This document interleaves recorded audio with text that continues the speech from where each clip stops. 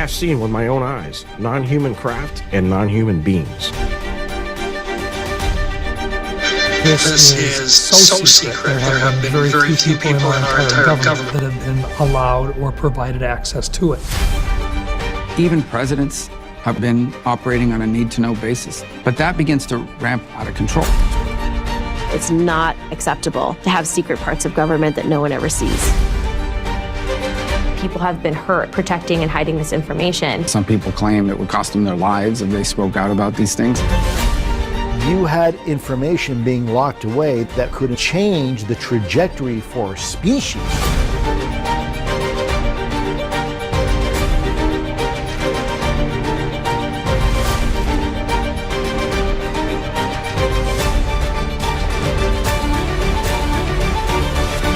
This is the biggest discovery in human history.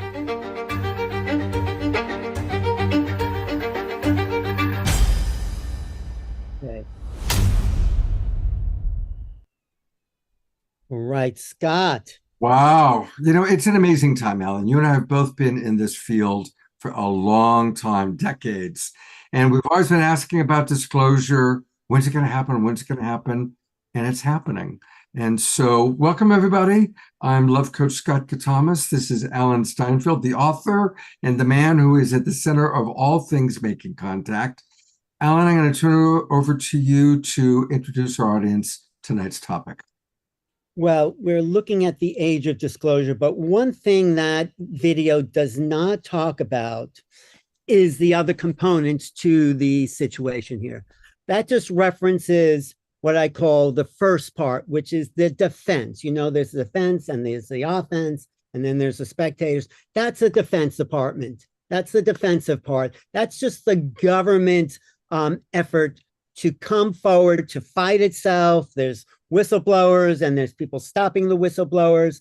That all has to do with one aspect. What we're really missing there is what the phenomena itself is about. What is really going on? Who's there? What do they want? That's not really addressed in that film, which is a great film to get people going. So there's the offense. That's what I call the phenomena. When are they showing up? Why are they showing up? Why are they there?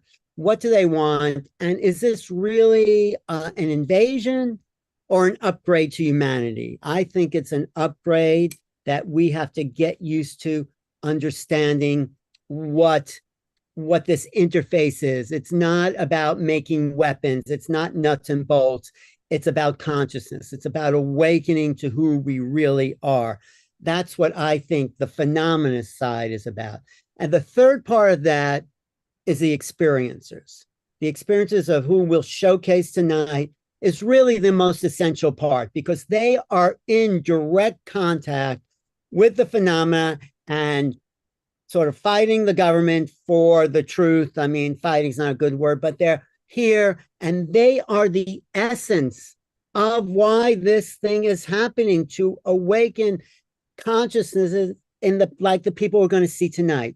Each of these people have had direct experiences. I've had direct, and we're going to see John Martin's great thing. So that's really why I think this show, where we're specifically talking about experiencers, transcends the disclosure part of the government and even what the phenomena itself is doing, because in truth, I wrote this book because we have no idea what they're doing. My favorite line is, something unknown is doing, we don't know what. So, but there is keys that these experiencers are going to share tonight that are going to show us a closer truth to the reality of the situation. So that's my presentation there, Scott. Beautiful. Hey, I want to welcome everybody in the Zoom room, over 50 of us already. Please put into the chat box where you're coming from geographically. And if you're willing, what has been maybe your most interesting experience of raising consciousness or expanding your reality? Was it a connection to ancestors that have deceased, connection to angels, connections to non-human intelligence? I'm guessing that almost everybody in the Zoom room has had some extraordinary experience, maybe a near-death experience or an astral projection. So we want to hear from you. So please put that into the chat box, and I will share some of those experiences as well. because we want to hear from you. And I really want to appreciate the amazing presenters that are with us tonight. Alan's done it again. And thank you, each of you, for being willing to come onto a public format and share about your experiences, because the more we hear, it creates the 100th monkey effect that we open ourselves to having more experiences and feeling more comfortable sharing our experiences. And that's a real gift that each of you are giving to people tonight. So thank you for that. Yeah, thank you, Scott. We are at an inflection point where there's no going back to ignorance, where it's only the future and it's an unknown. And I say it's full of excitement for everyone here and the planet. So, and we need it. I mean, let's face it. I think we all know that humanity is on a fast car heading for a cliff. And we need to radically change our consciousness. You know, I had the honor of doing one of the very last interviews with Timothy Leary before he died. It was when I was working on Strange Universe. So this is like the late 1990s. And his theory was that our consciousness had to catch up with the fact that we had created atomic energy, nuclear energy, and that there was a whole movement of rapid consciousness acceleration so that we didn't blow ourselves up. And I think that that's what's happening. And I'd like to think that a lot of the experiences we're having with NHI, non-human intelligence, is because they can't intervene. It's kind of like Star Trek's Prime Directive, but they can do everything they can to help us raise our consciousness so that we pull it together. And I think almost all of these experiences are exactly that, helping us to remember that we are multidimensional beings, that we are part of a much greater whole. And that's what people like John Martin and the people we're going to hear from think are going to share with us tonight, is how it's changed their consciousness in beautiful and wonderful ways. yeah, I think this is the most exciting thing happening on the planet. That is why I'm obsessed with this. And that's why I'm so happy we do this show, Scott. So thank you. Absolutely. I would love for you to introduce, I'm going to let you do the honors of introducing Shelly, but I just want to say I love Shelly Reef, and I'm really delighted. Oh, we've got an Omashar song. Right. That's right. I was suffering from premature evaluation. It is my pleasure to turn over things to the house musical artist for the Global Peace Tribe, the man who makes all things happen, our beloved Omashar.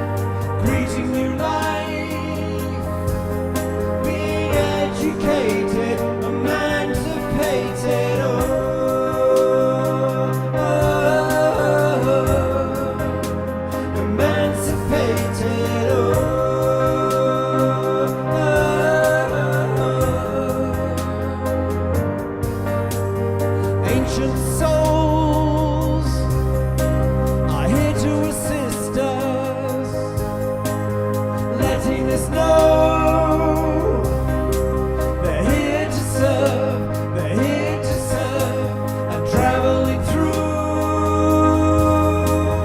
all of creation. We're greeting new life and being educated, emancipated.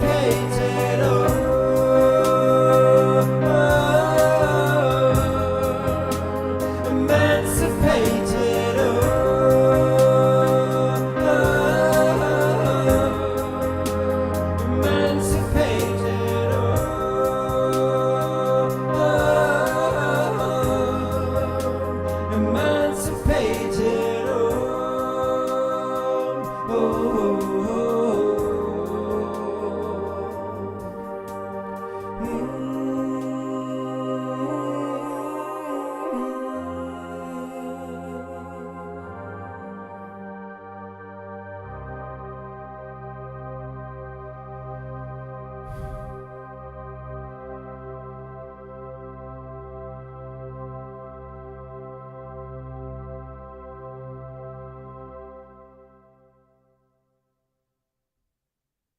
We're in gallery view, and this is where those of us with our cameras on can send light, love, and appreciation, little hearts to Omashar and Desiree and the Global Peace Tribe dance team.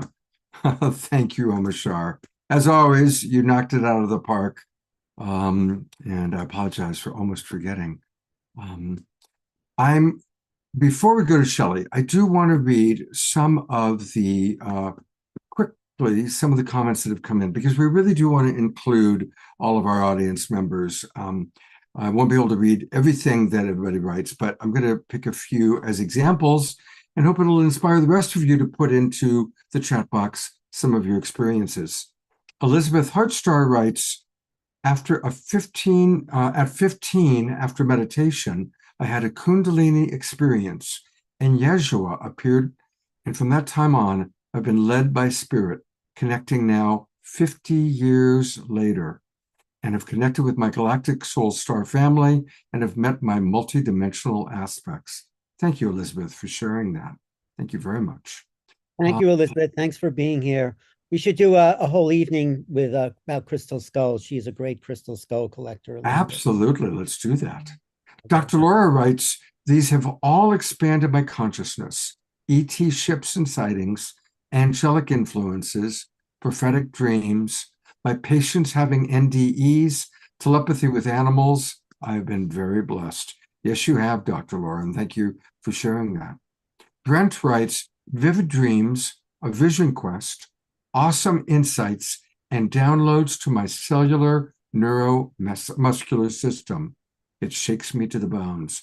Yeah, you know, these experiences, they can be exciting and they can be terrifying. And you know what they say, fear is excitement without enough breath. So thank you for that. Karen Eisenberg writes, she's from North Carolina, connection with angels, orbs, the sun, the moon, clouds, stars, planets of all nature. And finally, Reverend Jeffrey Colbert writes, it is my studies with Nassim Harriman and being with all the amazing people I deeply connect with. And yes, he's had experiences as well. So thank you, all of you, for kind of giving us some initial experiences that you put in the chat box. Look forward to reading more. I'm going to turn it over to Alan to introduce Shelly. Thank you, Scott. I think we are on the threshold of something new and unknown, and it's about time experiencers spoke. They aren't recognized at Senate hearings, congressional hearings, or at the big conferences. Whitley Strieber complained at the Soul Foundation that there was not one experiencer sharing their information, and it's true. The phenomena comes down to people like Shelly Reef, who's had sort of a lifetime of experiences. Besides being an incredible musician, harp player, sound healer, she's had very profound moments in the desert by herself, in Joshua Tree with a bunch of people. It is really a kind of, it's a different type of experience in a way, Shelly, that you've had than other people. So yeah, please jump in and talk about wherever you want to start with your kind of most dramatic experience.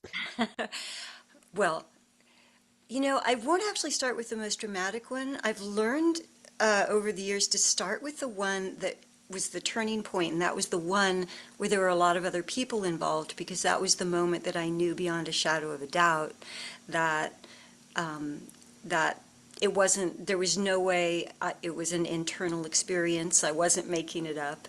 I wasn't crazy. And that was Joshua Tree Desert. There were 6 of us. It was kind of textbook, where in the middle of the night, this beautiful giant light appeared. We were all watching the light. And what is so fascinating about it is that there were 6 of us, but we were in 4 different locations. So 3 of us together up on a high ledge, and another 3 doing individual walkabouts down on the desert floor. And so the 3 of us together, we had each other to confirm that we were seeing this light as we watched it for I don't know how long, because time got very strange. The light seemed to like blossom out towards us, and the next thing I know is I woke up on the ground, finding my friends next to me on the ground, waking up from having been unconscious, with the distinct sensation of having been scanned. And that was the first thing I said. I woke them up, and we all agreed that we had that feeling of being scanned, but it wasn't negative. When I look back on it, in the moment, you're afraid, because what is that? But over the years, as I look back in retrospect, I can't identify anything bad that has ever happened in any of my encounters. So that one with other people. And what was interesting in the morning is that when we all converged in the parking lot at the designated meeting time, the other 3 came running in individually telling the exact same story. So either it was a collective consciousness experience, or it was, something happened from this light in the sky. And either way, collective consciousness, or if it is off-planet intelligence, I don't think maybe there's that big of a difference. Over the many years, what I've discovered is that the place in the mind that is being accessed or utilized during these contact moments is the same place that I or others go to for high self-contact when we're under hypnosis, when we're practicing telepathy, which I have come to teach. So it all is happening in that same part of the mind, specifically, I believe, to be the pineal, which is also the place that is associated with non-local intelligence. So it is happening all out there. So many, many more experiences. What's really interesting about my story is that it's polarized. I experience both moments of what one might term an abduction. Alan once called it kidnapping. And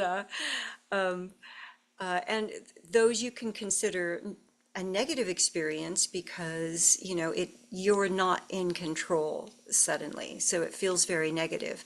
However, even though I've had a lot of those and I would like to be in control, I don't recall anything actually negative ever happening.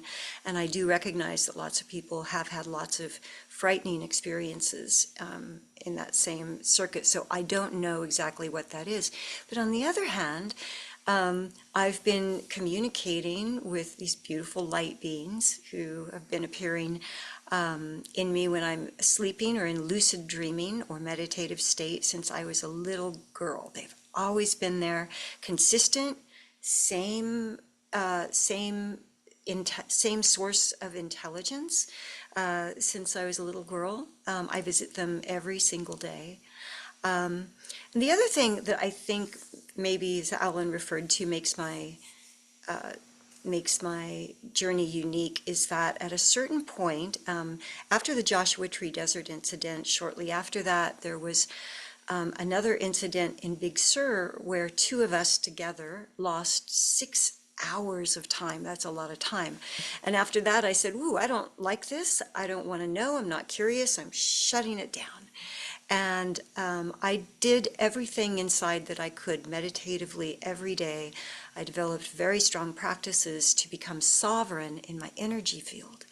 And I found that over the next many years, decades even, there were no more of what one would call an abduction experience.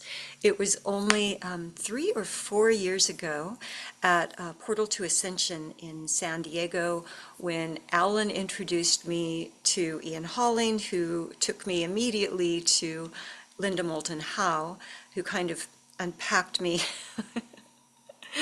like a suitcase. And I think my ego kind of kicked in saying, wow, this is something.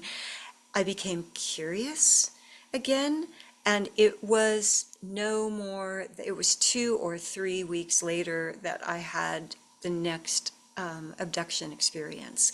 And there's been quite a few since then. So the last thing I think that Alan wanted to specifically to talk about tonight is the commonalities between experiencers. And one of those commonalities, I didn't realize that it was anyone else but me. Alan, I don't know if you want to reveal who this was or not. I'll leave that up to you, because I was at lunch at the Psy Games with Alan and this other very wonderful, specific person. Yeah, that was Chris Bledsoe Jr. It's okay to talk about him. Thank you. Okay. It was Chris Bledsoe Jr. And we were talking about our experiences, our contact experiences. And I said, there's this vibration that comes into my chest right here, this very strong vibration, and it kind of takes over my whole body. And he said, me too. And I said, wow, you feel that? He said, yeah, it's always there right before I have contact. And he said, and there's this sound. And I said, me too, what's your sound? And he said, wah, wah, wah. And he said, what's your sound? And I said, wah, wah, wah, wah. And we had a good laugh, but it was a real breakthrough moment for both of us, because we realized that we weren't alone in these, we weren't alone. Well, Shelly, that's why I wanted to invite Indy specifically for that. He had the same wah wah fight, right? Yes, he did. Okay, I've gone to you, but yeah, that's at least 3 of you having that same. He'll tell his story, but sorry to interrupt you. I just had to throw that in. That's great. Since I've started talking about it, Ian Holling of Earth Files is sending me more and more people who have experienced that. And it was so strong that night in Joshua Tree. And I could never get that sound out of my head. And it took me decades until I found the crystal alchemy bowls. It's not the white frosted bowls, but the crystal alchemy singing bowls. And it's not every bowl. It's a small portion of those bowls. When you chime them, they will make that wah, wah, wah, wah, wah sound, that beautiful sound. And so that kind of, first I found the bowls, and then the bowls took me to the harps, and the harps took me to the monochords, which is another sound that people have specifically referenced in association with contact, is the sound of a string instrument, the same note being played over and over and over again in succession. And so I use these instruments, I play them all at the same time somehow, and lead guided meditations that are focused on connecting people with not only through the higher self and to the cosmic, the universal intelligence, because I really believe that universal intelligence is a language that we are about to become fluent in, and the things that will help people become fluid in that, of course, is meditation, Meditate every day. Make it non-negotiable. It's the way you come to know yourself. And if you're one of those people who says, I can't meditate because I can't silence my mind, just keep going, because at some point your mind will silence. And your mind has to be silenced so that something new can come in. So if you're doom scrolling, that you're going the opposite direction. That's away from where we want to be going for personal contact. I personally believe that disclosure happens in the heart of the individual. I believe that, just that the definition of disclosure is going to be the day when our government comes out and kind of admits that contact and that non-human intelligence is real. However, that still won't prove it in your heart. You can't tell me that when the government tells you something, you're going to say, oh, thank God, I always knew. You're going to say, are they really telling the truth? And now that we're in the age of things like deep fake, AI, it's harder and harder to tell what is the truth. Your internal navigation system is the one thing that is required for you to connect with non-human intelligence. And so doing that work, the meditation, I'll let Scott tell you about the courses that I have coming up. I teach telepathy, where I teach people to, and it's a kind of a different, my guides taught me this technique, and it really is the technique of kind of coming out of that part of our mind that has been manifest, visualize. So we're so heavy in the frontal lobe, but where we really need to go is into the pineal. Which is a very different experience. And when you're in the pineal, that's when everything kind of opens up and you can receive. So we have to get out of seek. We have to get out of fear, because you're not going to be allowed to see or know the truths of the universe until you come into a state of self-love with yourself, compassion for all living things, connection with Earth, connection with humanity as a whole. These are the things that kind of like earn you your stripes, and at that point you'll be initiated.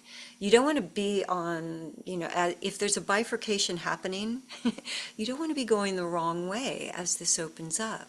Because it's possible to have a negative experience with off-planet intelligence. And it's very easy to find that in all of the media. Equally is it easy to find the most beautiful, expansive, evolved experience, communion, connection with non-human intelligence, and that also is online and everywhere for you to experience, namely through shows just like this. Thank you, Scott. Thank you, Shelly.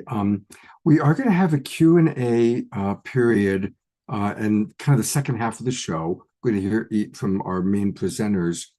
And Shelly, so you can think about it, the first question we'll go to during our Q&A roundtable in about 45 minutes is from Dr. Laura, asking you about your abduction experiences and why do you think they were abducting you. So you can prepare for that. And I want to encourage people, if you'd like to get more of Shelly's amazing offerings, her website is her name, Shelly, Shelly, Reef, Reef, like what you find in the sea.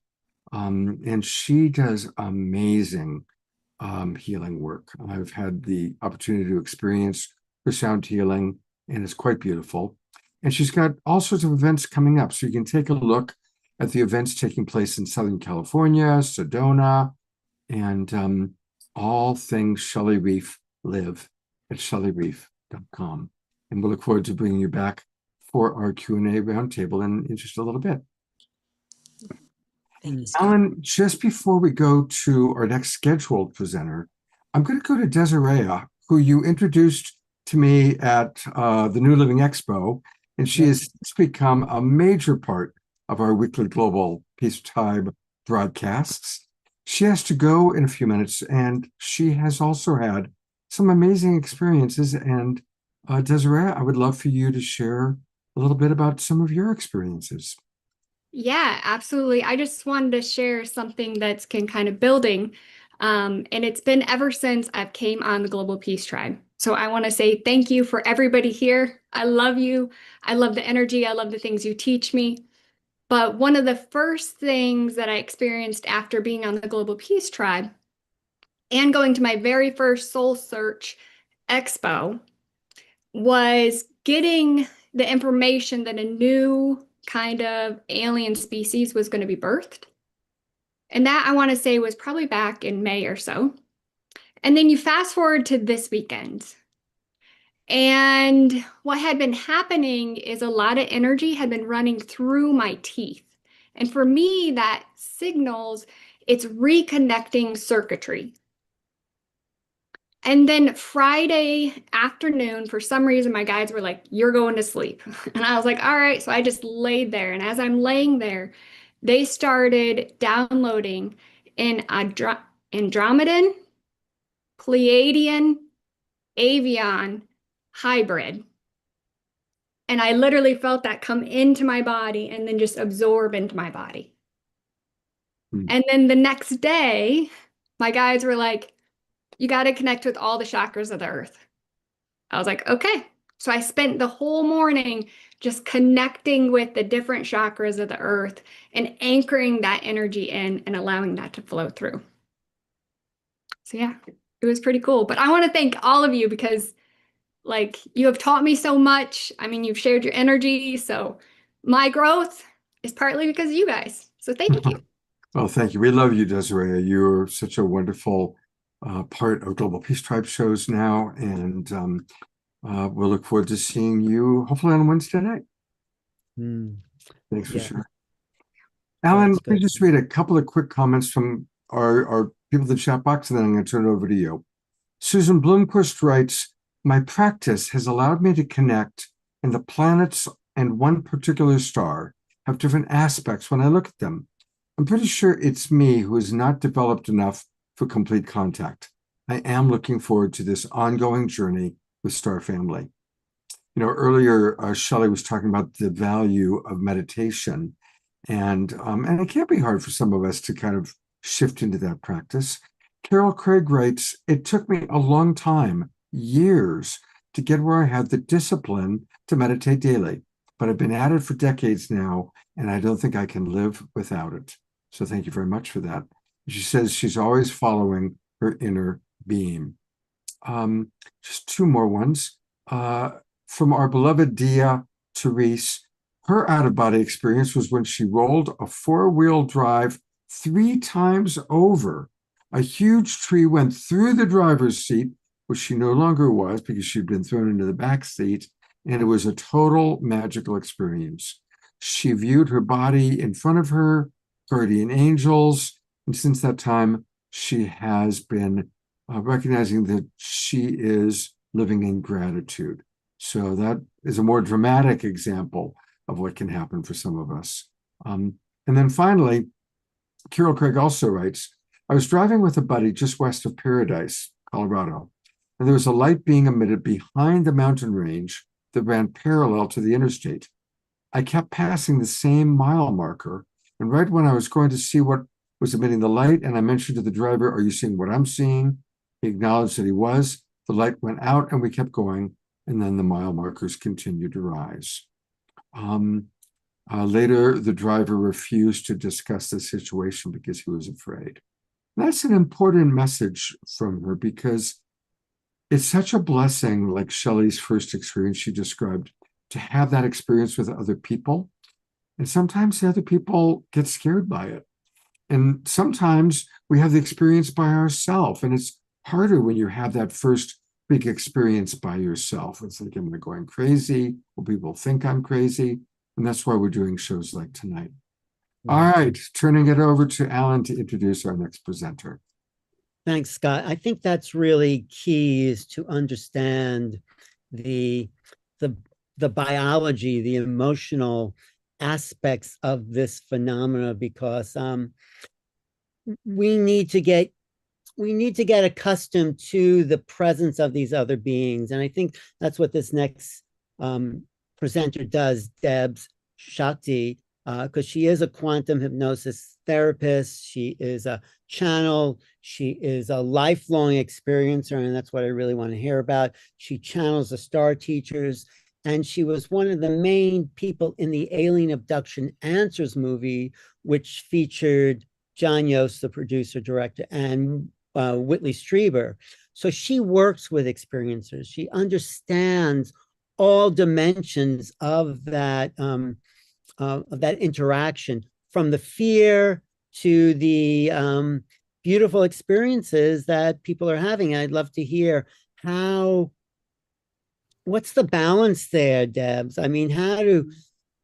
What's the percentage? What creates a good or bad trip, as we say? Yeah. Okay, go ahead. And thanks so much for being here. Oh, thank you. Thank you, Alan and Scott and everyone for being here. And so cool to see Desiree here too. I met her in May at, I think, the Contact Modalities Expo in Delavan, Wisconsin, where I was doing, for the very first time on stage in public, a quantum hypnosis session with an experiencer. And because I always had a rule that no one else would ever be in the room during my sessions, but the teachers, my guides, told me it's time to make this more public and involve people in the public. And as we were going into the session, this packed hall of people, in the very back, I see Desiree in the back moving the energy. And oh my goodness, it was just like the cherry on top of the whole event, because it really helped bring the audience into coherence with us, which is always my goal, right? We want to have heart coherence for good contact. And I just fell in love with her and have been ever since, and can't wait to see you in person again very soon. So thanks. So anyway, I am a lifelong experiencer. My very first memory that I have now consciously is at about age 3 months old. And I was suffocating. I was suffocating in my crib. And for years, I always remembered this very, very vivid memory.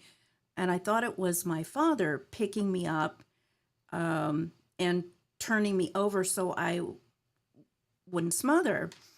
And eventually, over the years, I kept having this memory. And eventually I asked my father one time, I said, do you remember when I was suffocating as a baby and you saved my life? And he said, that never happened.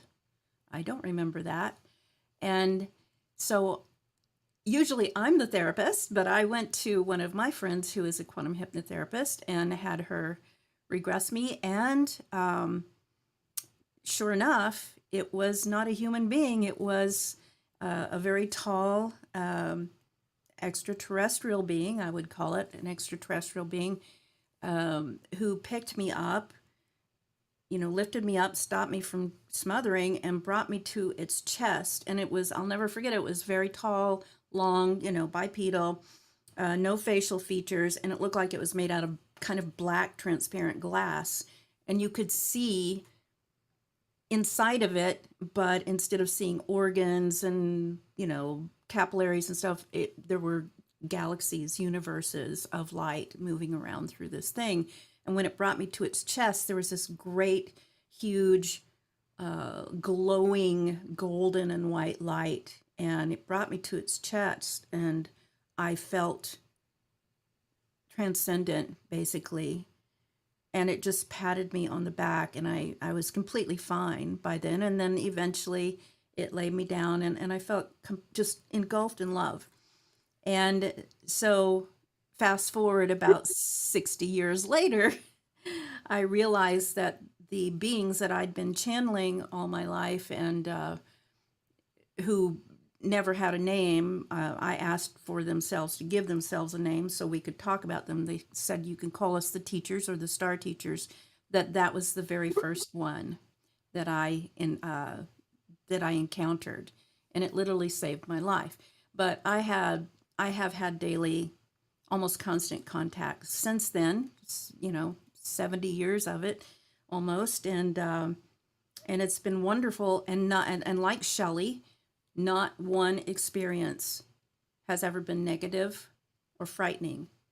Sometimes very odd or even shocking, or making me feel like full of wonder and questions about what was happening, but never a negative thing.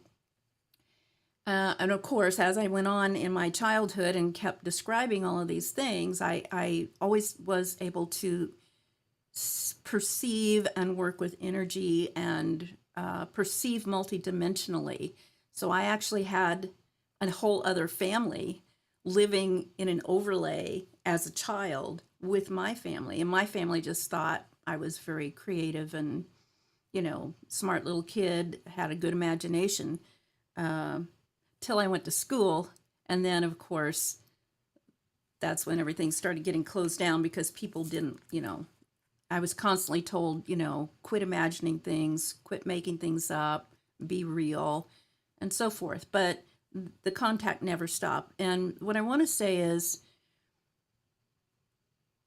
my work as a therapist, as a scientist, I live a multidimensional life, and I'm highly distractible. So I've got a lot of education, clinical psych, neuroscience, quantum physics, you name it, anything that comes together and explains the universe and consciousness, that's my jam. But I've also been a lifelong yogi, and studied the martial arts, and been a big nature lover. I homesteaded for many years when I was a young adult and a young mother. So all of these things together make up who I am and what I do with my life. My life's purpose is to help people get in touch with their higher consciousness. And so not only have I been, in contact with star beings or interdimensional beings since, birth, but, angels, little folk, fairy, people, Sasquatch, orbs. Oh my goodness, we could talk about orbs forever. ETs, of course, UAPs, all of these things. And of course, people you would talk about being in the spirit realm, or what some people would call ghosts. So I do all of this work and help people to understand why they're having the experiences they're having. And it's mainly because humans are ready to actually step over that threshold and join, I believe, the cosmic collective again. We've been here experimenting in this little kind of limited construct for a while that we built for ourselves to have, some specific learning experiences and so forth. But now, in fact, this is what the teachers keep saying when I channel them. In fact, just had an event yesterday for the Solstice. But what they keep saying is, now is the lifetime for the human species on this planet to kind of hit escape velocity from the third dimensional or third density and move up in our awareness and sustain that awareness in our consciousness so that we can rejoin our, the rest of our relatives in a completely different paradigm of living. But Debz, I have a Yes. question for you, Go ahead. Debz. Sure, Alan. Why do some people have a negative experience? Like I saw in the movie you were part of. Yes. Yeah, talk about that. Super good question. In my experience, I have learned, and I've been told by these beings, that everything relates to your vibrational state. And for those, I can speak that language to this audience. All of you understand vibration, or you wouldn't be here. But when I speak to the mainstream public or to the thousands of clients that I work with every year, many of them aren't there yet. And so I say insert the word emotional or feeling state. Whatever your main sustained feeling or vibrational state is, that is the level of experience you're going to have, not just with, extraterrestrials or other non-local consciousness, but in your reality. It literally is the lens by which we perceive and interact with our moment-to-moment reality. So if And someone's so- having a frightening, traumatic experience, Yes, most of that, I would say also, from talking and working with all of these people, all these decades, most of that is indoctrinated fear. It's programmed basically to keep us small. If everybody knew that we're, related to these other beings, and that on the higher levels, they're all here trying to help us, give us a leg up to rejoin that society, then we would not need the organizations and the authorities who are in control of our planet right now. And so I don't want to badmouth anybody, but religions, politics, even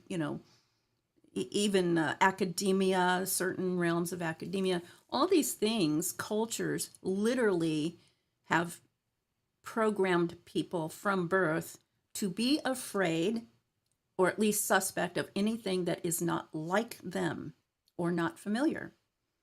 That's why we see so much racism, misogyny, hatred between different spiritual beliefs even. And it's all nonsense. But those indoctrinated beliefs are all fear-based. And so when I work with someone who comes in, and many of them do come to me and say, I had the most terrifying experience, including John Yost, who was the main star of Alien Abduction Answers. He was the whole reason we made that movie. He wanted to have a session, but he was too afraid to do it. And after a couple years, when he finally agreed to do it, he wanted to film it because he's a filmmaker, right? We had no idea we were making a film when we did it. But he was terrified of what had happened to him when he was a 7-year-old boy, and he didn't understand why. And he had a lot of missing information, a lot of missing time, a lot of missing memories. And so that work that I do with experiencers, and indeed I work with all people, but I seem to really have this big funnel of experiencers. The work that I did with him helped him to recover that. And then he realized what his human memory had told him had happened, and why it happened, like it was scary, was completely programmed fear.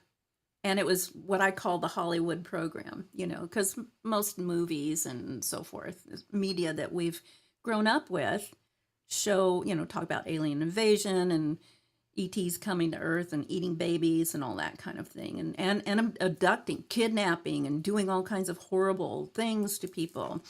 And so these people are terrified. And then when they go in, and I take them into the quantum field, that's where all information lies. That's, you can call it the Akashic record, you can call it the mind of God, whatever you want to call it. There is a field that encases the entire compendium of experience, past, present, future. There is really no time. It all exists at the same time, always in the same point. It's non-local. And so we can access that very easily now with some beautiful techniques.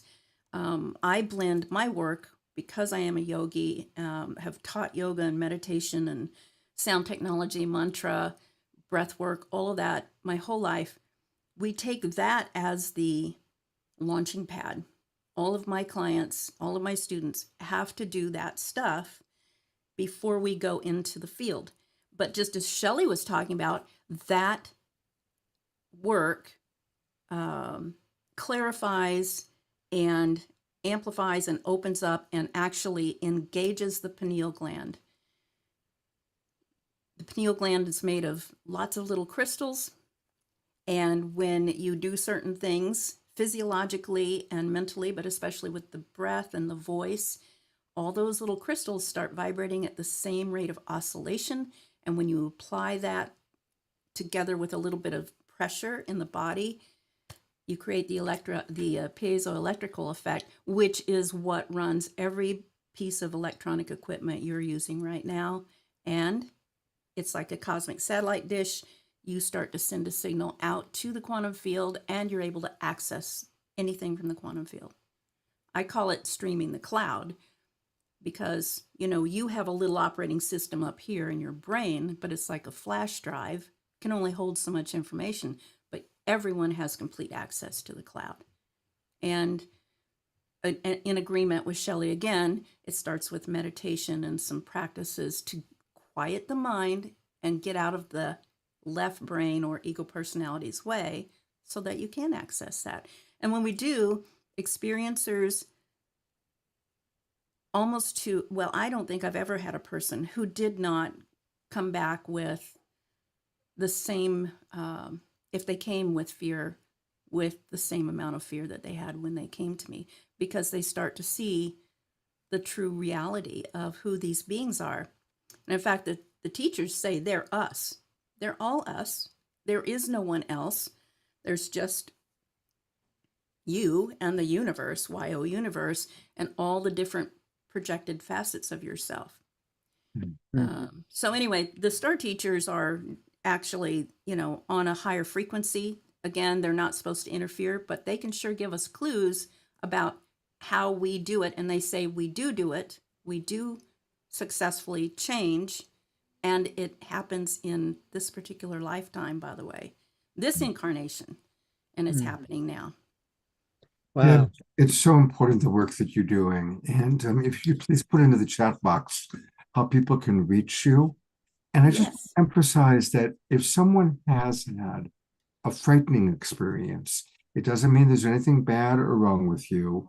No. It may be the epigenetics that you came into this lifetime with.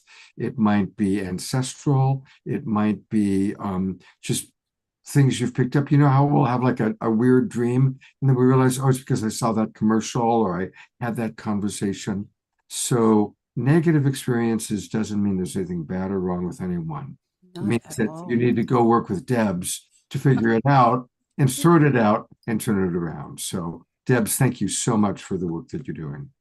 Thank you very much. And you'll see me at a lot of these different conferences making presentations. I lead a lot of retreats, and I still lead CE5 groups, which I didn't call CE5 until the last couple of decades. I've been doing this work since I was a young adult. So thank you so much for the opportunity. And we'll chat with you during the Q&A because I know there's questions for you. Thank you. Thank you, Debz. All right, Alan, take it away.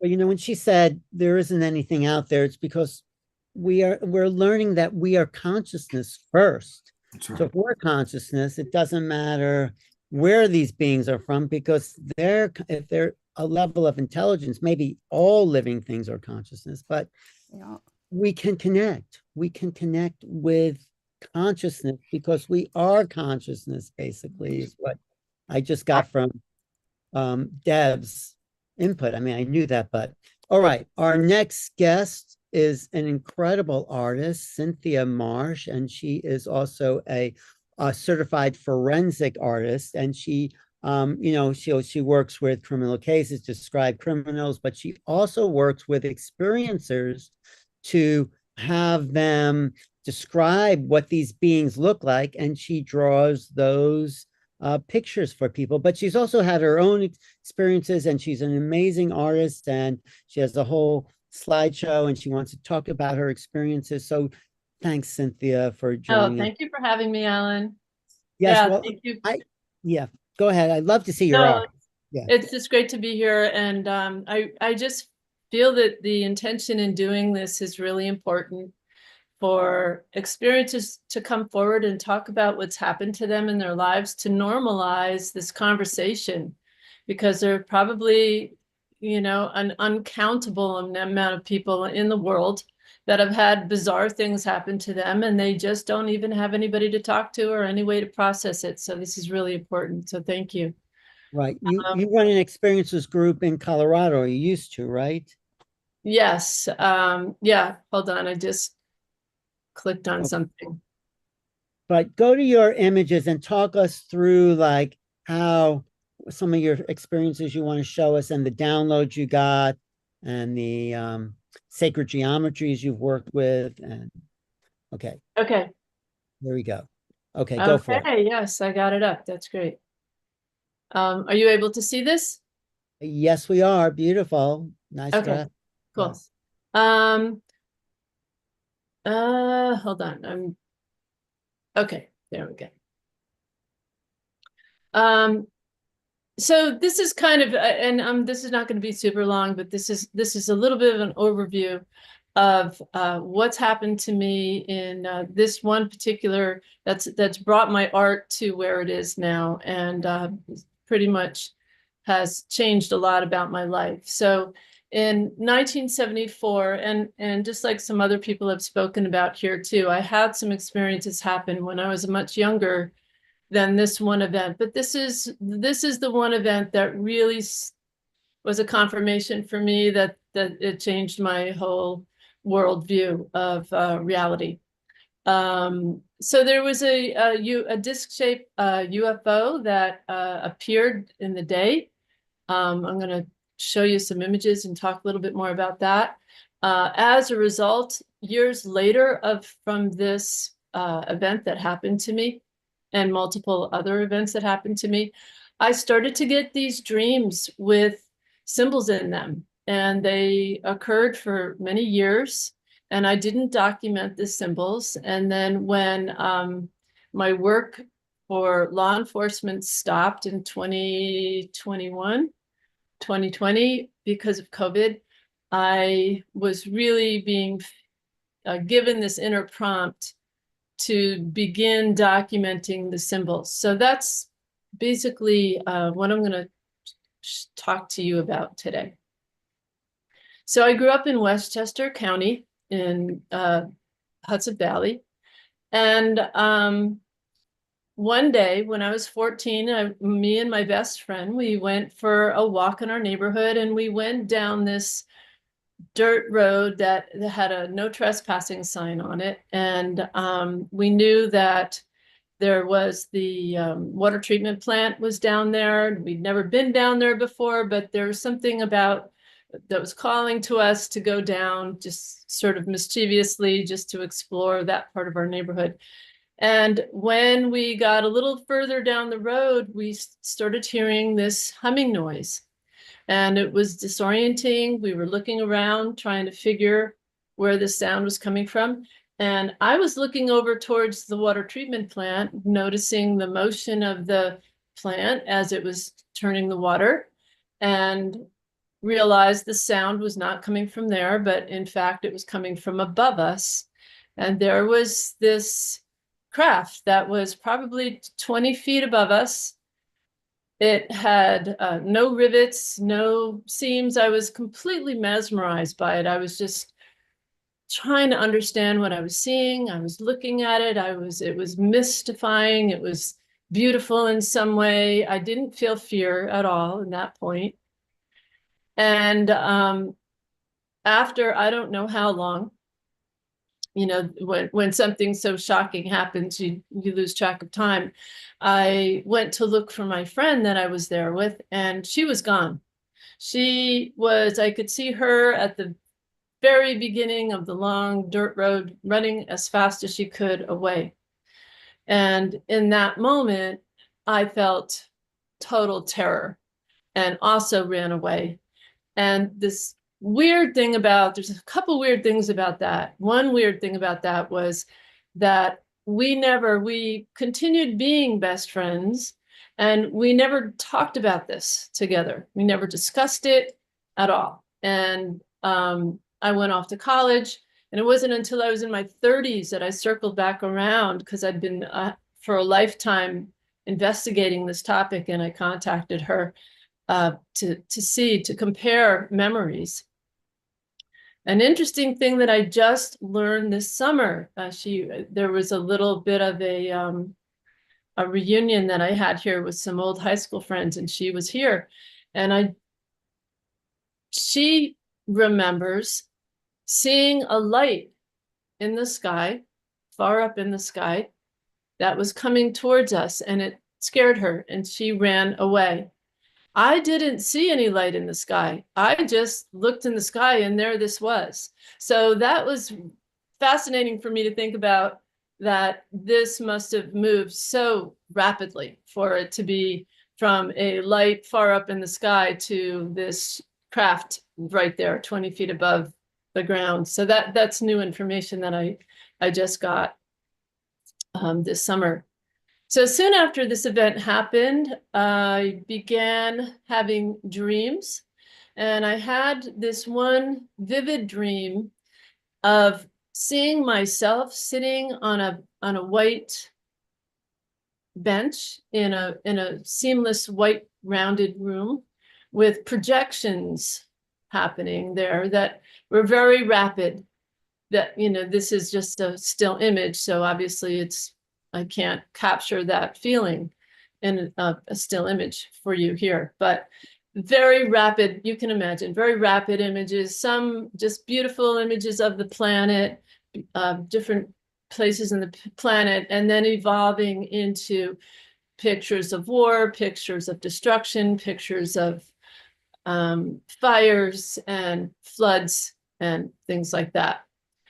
And around the same time, there was another very vivid dream that I had, where the sky was this incredible orange, and it was filled with a grid of these ships that were all coming slowly in my direction. And it was in that moment I was being given directions as to a role that I was to play in the future, that this was a future event that was going to be happening. And those dreams were the dreams that were just so vivid that they just have stayed with me for my whole life. And I've always felt like they're prophetic, they're real, that I'm going to be living to witness these events.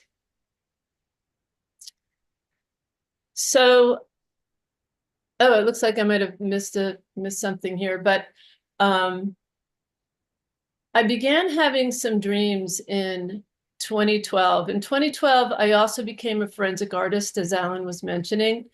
I was given a calling to use my artistic skills to help other people by getting trained and interviewing them and drawing their memories in order to help identify people.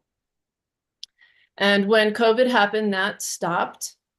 That work stopped. People were not going out, and the whole lockdown was happening. So I got this message to start documenting these dreams that I had gotten, where for about 4 years in 2012, from 2012, of symbols. And I have this on the screen because the Hudson Valley sightings that happened, where thousands of people witnessed crafts, that happened in the same area that my UFO encounter happened 10 years later. So that's why that's there. Anyway, so the dreams I started to get would all of a sudden come. I would see a symbol. There would be one symbol after another symbol after another symbol. My mind and my attention would be very focused, very considered. I would be thinking in the dream state that this is extremely important and to pay attention. And so I was just sort of observing, just like in those previous images that I showed you of the dreams where I was showing projections. It was similar to that feeling where I was passively watching these downloads of these images, thousands and thousands and thousands of symbols flashing in front of my brain until it was almost too much information, too many symbols. I had no idea what it meant, and then it would stop. And this continued to happen, this over and over and over again, over the course of about 4 years. And during that time, I did not wasn't prepared and I didn't think to document any of it. But then now when COVID happened and I had no other work to do and I was really feeling like I needed to really start to explore this, I was really stuck because I felt these were important and I really needed to get this right and I needed to draw the symbols correctly and can't just make stuff up. And one of my friends, it's also an experiencer who is also has been given a lot of symbols and includes them in his art. He said something that really made a lot of sense to me. And he just said, Cynthia, it's all in you. It's all inside you. Just get out of that side of the brain that's being analytical and just begin. And that made so much sense to me in that moment. It just was sort of like this permission slip that he gave me. And I just started writing and I started writing and writing and writing these symbols. I couldn't stop. I'd go, like it was the winter, I'd take a bath, I'd be writing with charcoal in the bathtub, you know, just pages and pages and pages. And because I started to make the effort to begin this documentation, the dreams then came back. And so then I would wake myself up from the dreams, write down some symbols, go back to sleep, and so on. I mean, I'm not saying that every single one that I'm drawing now is specifically what because literally probably 10,000 symbols have come into my brain. But what happened was also because of showing up and beginning to write down these symbols, I started to get dreams of geometries, symbols and geometries. And so now I'm taking, it was interesting because now I'm sort of taking the role of a forensic artist documenting memory, but now I'm documenting my dreams and I'm documenting my memory. And so I would have a dream and I would get up in the morning, I'd get my coffee, I'd try my best to just get out of the way of what it was that the dream was about, but I'd see these diagrams and I would just start drawing fast. And so what I'm going to do quickly with the time that I've left is just show you the progression of this work that I've done. And I started off with just paper, pens, some really low tech.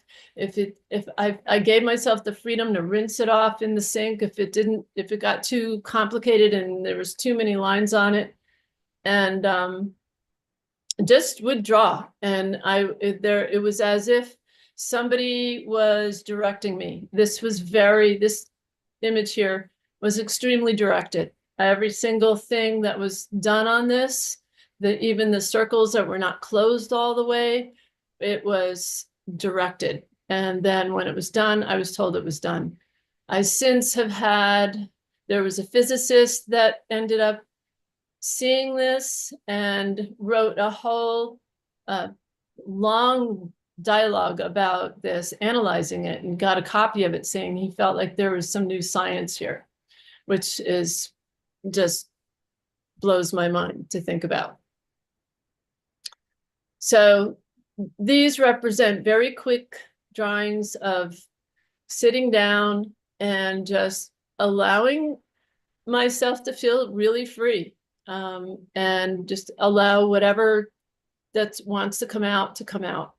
This was a drawing that I did at a Ricardo Gonzalez conference in Crestone. I decided while he was speaking that I would just interpret it through doing these drawings, interpret the energy of it. So now I'm having more dreams about multi-layered information, like these things that I'm drawing is information, and the symbols are layers, the geometries are layered, the symbols are underneath and then come on the forefront on top.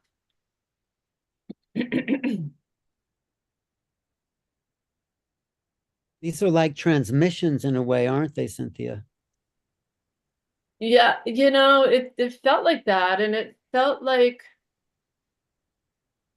very free to do for me because it wasn't like I had any idea what I was doing, and I was just following whatever that other side of my brain. I was just starting with these dream transmissions. And so it gave me a lot of freedom, and I would be finished with one and just say, huh, okay, without a lot of judgment about them myself. I'm almost getting like a sound with them, like cymatics, when you like put sound and you could see the shape of the sound. This is like the shape giving me the sound, sort of. Yeah, well, it's interesting that you say that because my life has really gone in sound direction. When I moved back to the East Coast, I started a kirtan group here, and we're doing a lot with sound and vocalizations. And I find that even when I do these paintings and these drawings, there's always music, there's always some kind of sound component. This one was interesting. I don't know if you noticed the eyes on the top. This all formed in this dream. The geometries came, everything was moving. And then at the very end, in the darkness of this dream, these eyes appeared. And I thought, okay, that's like really freaky. But I was excited to be able to draw that too. And then I began experimenting with, I moved off of the black paper and started to experiment with different color backgrounds. This is sort of like a tan golden paper. And in the meantime, I'm seeing orbs a lot, videotaping orbs. So these are trying to capture the energy of what I almost think of as with every flash in an orb, a changing geometry within it.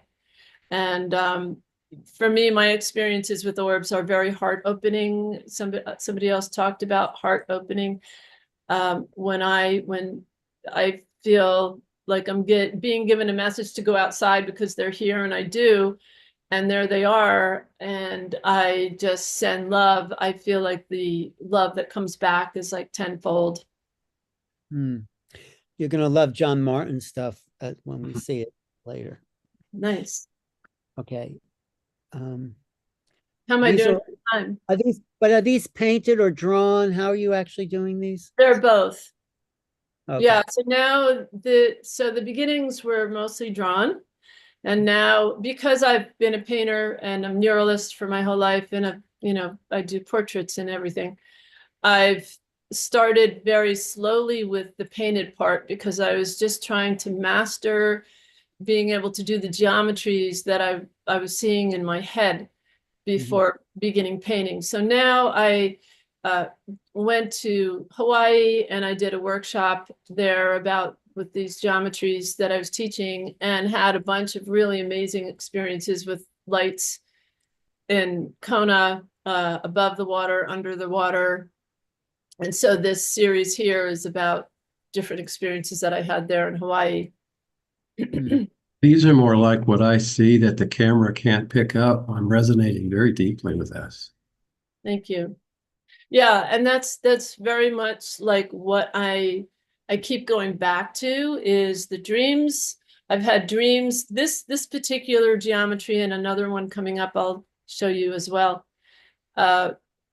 is I'm trying to capture this one dream that I had of these crystalline forms that were hovering above water that were so incredibly beautiful, and they were blues and greens, and they were geometric, but they were tall like a cathedral. And each of them had a sound or a chant or something that I verbalized that I knew that went with each of them.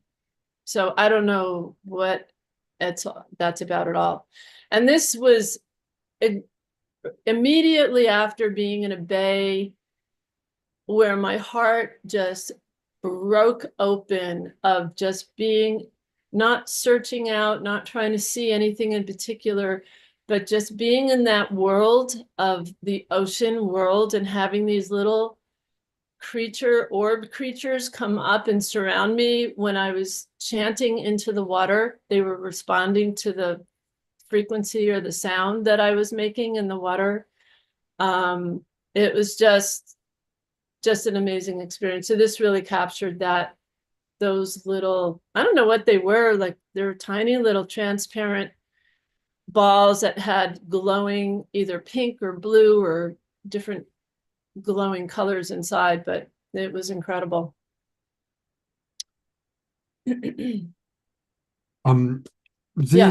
gorgeous. We do need to kind of go to our next presenter just to keep everybody's time in a similar amount of time. But a beautiful, beautiful work. And I'd love to have you on the show again, Cynthia, to go even deeper into your sacred geometry. Absolutely. Thank you. And that's where, yeah, leave that up. And actually leave that up for a moment so people can write it down. And I'm going to read some of the comments that have come in response to you. Matthew writes, Dr. Emoto and how to purify water via cymatics, singing, chanting, just really appreciating the similarity between this work and that work. Reverend Jeffrey writes, the arc crystal contains the geometry of the source of space.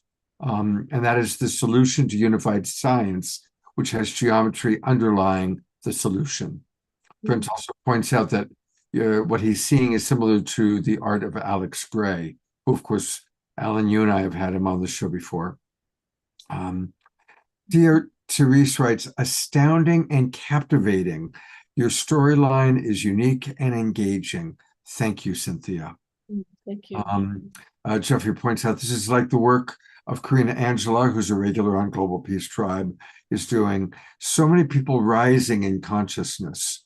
And Brent bringing up The Last Mimsy, which is a really interesting movie, a beautiful, so you think it's a children's film, but it's actually very, very profound.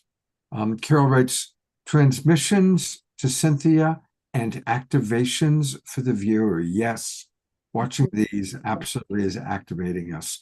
Atira writes, wow, my engineering history is thoroughly in awe. And lots of people just saying beautiful, fascinating, so cool, absolutely beautiful. Thank you. Reverend Boldow writes, Cynthia, these are amazing. So a lot of people really appreciating it. Thank you so much. Thank you very much. Appreciate Absolutely. Absolutely. All right. I think we have one more presenter. Yes, we do. Indy, it's time to meet Indy. Indy Riggs, who's a good friend of mine. Let's take off. There you go. Thanks for hanging in there, Indy. And absolutely. Thank you. You know, I really wanted you to come. I mean, what Shelly said about that sound and experience, and what Chris Bledsoe Jr. said about the same thing, and what you told me about this totally unrelated, not knowing anyone. It just tells me, well, there's something real to this. I mean, not that I thought there wasn't, but you're having these incredibly similar experiences, the same, and resonating in the same way. It's, I mean, what did that do to you when you heard Shelly talk about that?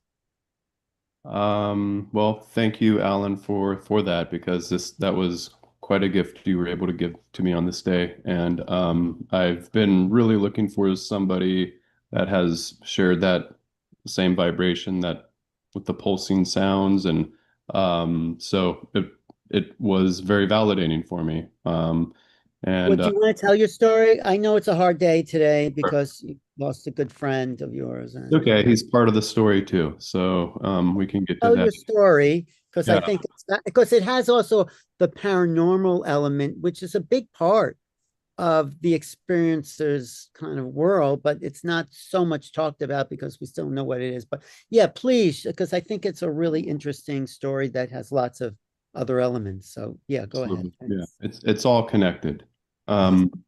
So I'm relatively new to all this. My, experience that happened was actually, just in the year 2022. And it was catalyzed by, as Alan referred to, some certain paranormal type experiences and dreams I had had. following the death of my father in 2019.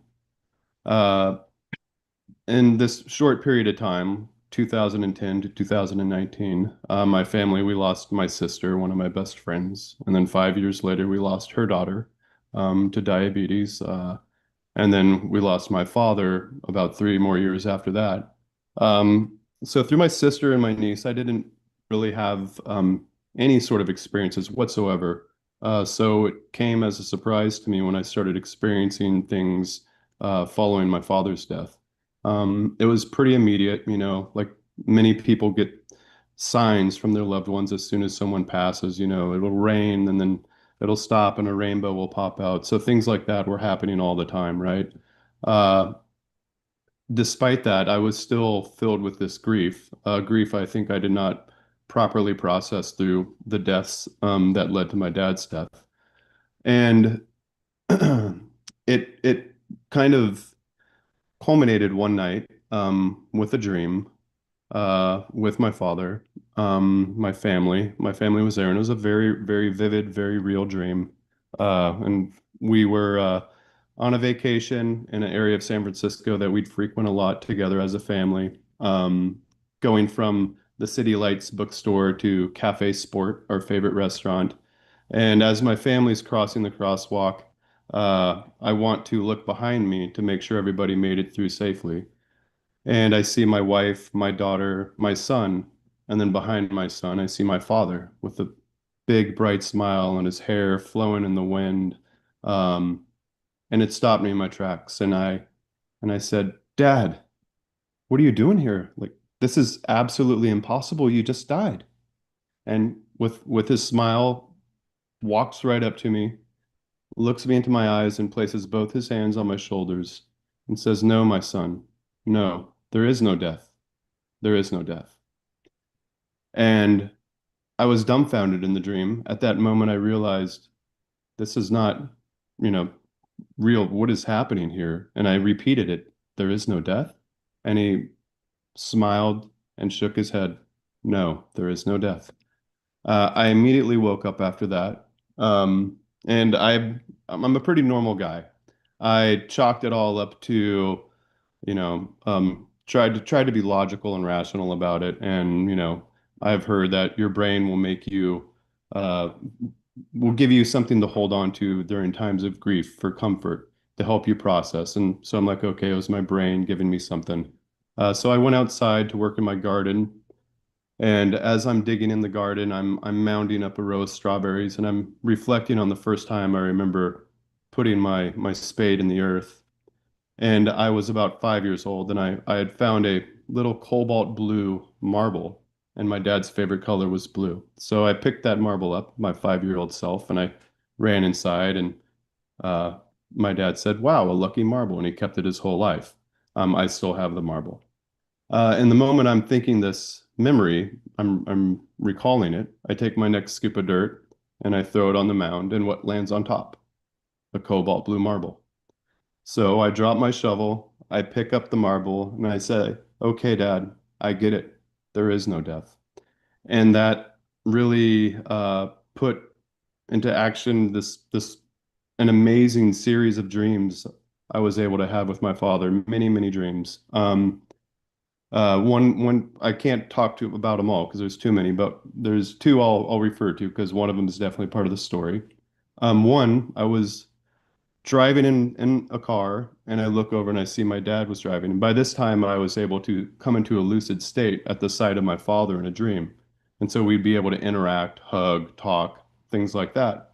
And I said, oh, Dad, you're here. Oh, I have all these questions for you. Because I had realized there was a lot of stuff I never asked him. So I had a list of things like, okay, when you see him in the next dream, ask him, right? And so I'm like, all these questions that really don't matter. And my brain says, Indy, what are you doing? Like, you have a golden opportunity here. Ask him, like, come on. So I'm like, oh, Dad, forget all that. What is the meaning to this? What is the meaning to life?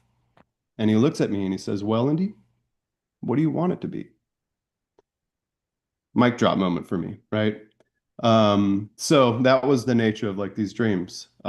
Just opened my mind to something amazing. We'll flash forward to the autumnal equinox of 2021, I had a dream again, where I'm in my bedroom, which was my father's bedroom, and I'm looking out the window into the clear blue sky. And suddenly I feel this vibration through my body, um, all around me. It was going through me at the exact vibration Shelley described, and accompanying it was this sound like whom, whum, whum, whum. And I'm looking at the sky, like trying to figure out what is going on. And suddenly I see a ship in the sky coming from the north. And as it's flying south, it is leaving behind it a tear in the clear blue sky. And the tear was lined with fire. And through that tear, I could see outer space. I could see galaxies and nebulas and stars. And I'm having all these thoughts going into my head, like, what are they doing? Are they taking away our atmosphere? Are they, terraforming the earth? What is happening here? And then I see from the south another ship, a white gleaming ship, headed straight towards it, just like that, like it was going to head it off and stop it. And behind this ship was just a beam of white light for as far as you can see. And mind you, this whole time, I'm feeling that vibration in my body, that pulsing kind of vibration with the sound. And finally, I look behind my shoulder, and there was standing my father. And I say, Dad, you're here. What is this real? And he just looks at me and he nods his head, yes. Okay, so I wake up after that. After this dream, I started seeing, these orbs in the sky, doing anomalous things. And I felt like they were able to read my mind in ways. Like if I thought, oh, it's going fast, then all of a sudden it would go fast. I think, oh, it's turning, and it would turn. Happened quite a bit, and my family have witnessed them with me. I've got many, many videos of this, many other eyewitnesses with me that have seen these. And we'll go ahead and flash forward again now to this experience that I had. So it was April 29th, around 10 p.m. And I live on a farm, and I have chores to do at night. Sometimes I wait kind of late to do them. I should probably do them a little earlier.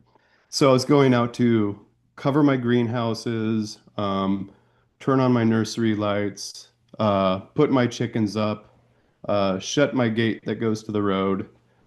And I'm always accompanied by one or all of my dogs. But this night I just had my one dog, Barbas, my Irish Wolfhound. Sorry, he passed away today, and I had to bury him. So again, the synchronistic nature of being able to appear on this with you all, it's an honor, by the way. And Alan giving me this gift has really brought me a lot of closure. So Barbas and I, we were passing through the orchard headed to the chicken coop. And he runs into the chicken coop before I could shut the gate, and he likes to eat chicken food. And so he's like eating chicken food. It was a little bit muddy, so I got irritated at him. I'm like, dang it, Barbas, now I'm going to clean off your feet, get out of the chicken coop. Shouldn't be in there. Got him out. I shut the gate. And as we start walking back through our orchard, I'm still like, Barbas, like a little irritated. And I pass a shrine that I had constructed where my wife and I found my father's body in 2019, where he had died. And as soon as I'm passing it, his voice comes into my head, and it says, Indy, chill out, bro. He's just a dog. Take a couple deep breaths, close your eyes.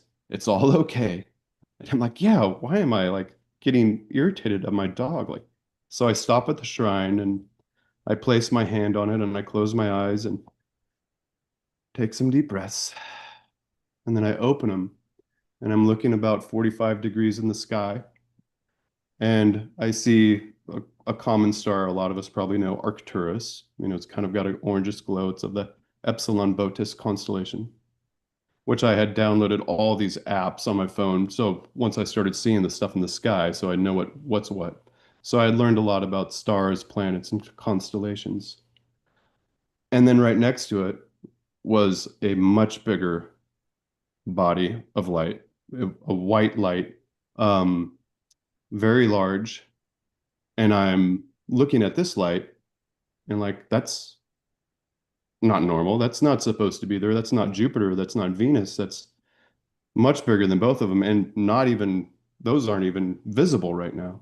And so I reached for my phone in my back pocket to see if I could pull out, an app and identify what this body is. And as soon as my hand touches my pocket, I realize I left my phone inside. And I think, you left your phone inside. And in that moment, I was hit with that pulsing vibration. Hit me right here in my chest. I felt it all through my body. Very intense. I could hear it. I could hear it all around me. It was like the atmosphere suddenly got thick, like time slowed down or stopped. It felt like I was moving through water or a thick, thick atmosphere.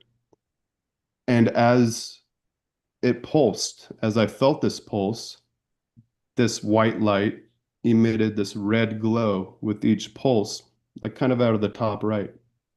And I was transfixed. I couldn't look away. I couldn't really think. All I could do was observe and feel. And I don't know how long that lasted or how much time went by, but I do remember the next thing I remember was when I was able to finally have a conscious thought. The light had stopped emitting this red glow and it started emitting from like the bottom left, like the static electricity, like a static discharge of like kind of like blue bolts, and it was audible, so I could hear the static electricity, a lot like a Tesla coil, if any of you have ever witnessed a Tesla coil in action. So it was like with these bolts coming out of it of electricity. And that was when I was like, wow, holy crap, what is going on here right now? This is really happening. And I thought, I'm about to be taken. And I just felt pure terror. And as soon as that terror hit, I started going out. And I started getting this tunnel vision where my field of vision kept getting smaller and smaller and smaller. All on the outside was black, and the blackness was just closing in until I had just this little like window of vision left. And I thought, oh no, you're about to pass out, Indy. Do not pass out. Do not pass out. You cannot pass out. And in that moment, when I had that thought, I heard the voice in my head again, and it yelled at me, call your dog. Call your dog. And I like, my dog. That's right. Where's my dog? And so I finally look away from the object, and I realize I'm up my road, maybe about 150 feet away from the shrine. And so I'm like, wow, I don't know how I got here, but I know Barbas is back there at the shrine. And so I look back at the shrine, and there he was, kind of like looking like a pointer dog. He was an Irish wolfhound, so a massive dog. And he was just looking at me intently with one paw raised, not moving. And I yelled, Barbas, and he didn't move. And I yelled it again, Barbas, come. And as soon as I said it the second time, he broke his stance and bolted straight towards me. As soon as he got to me, I placed my hand upon him, and my field of vision just went whoosh, opened back up and cleared. And with my hand on him, I'm like, oh my God, this is really happening. This is nothing to be scared of. This is amazing. This is like a miracle. And I look back up, and it's right above my head, still emitting those sparks. And him and I are just watching it, and I'm just in awe, like I absolute awe. And it starts kind of like vibrating, kind of, and like, I don't know, making these movements, just kind of like shaking. And then it starts getting bigger and bigger and then it split into two, like a cell performing mitosis. And then there's two lights of the same size right above my head. And one started slowly flying north, and the other one started flying south. And as the other one was flying south, it was going at a quicker speed than the one going north. And I thought, wow, that one's about to disappear over the mountain ridge there. I live out in the middle of nowhere in the country. And as soon as I thought, oh, it's going to disappear, it did. It blinked out, and then it blinked into existence again right above my head, and it started following the one to the north. So at that point in time, I'm like, I better get back to the house. I better get my family out here to see this because this is absolutely amazing. So I ran all the way back to the house, but it was, a distance. By the time I got the family out, it was gone. And of course, I come inside and they're just like, what? What's going on? I'm like, oh my God, you aren't going to believe what just happened to me. So that was the main experience, really the catalyst experience that I had. Yeah, and it opened up so much for me. And really, like, I want to go back to what Debz was talking about the fear, right? And so that is the fear, I'm quite confident, is simply the fear of the unknown and like an indoctrination that we've all been subjected to on this planet. Humans do much worse to each other than any experience I have ever had and any experience I've ever heard other people having. Yet many people fear contact more than they fear interaction with human beings. I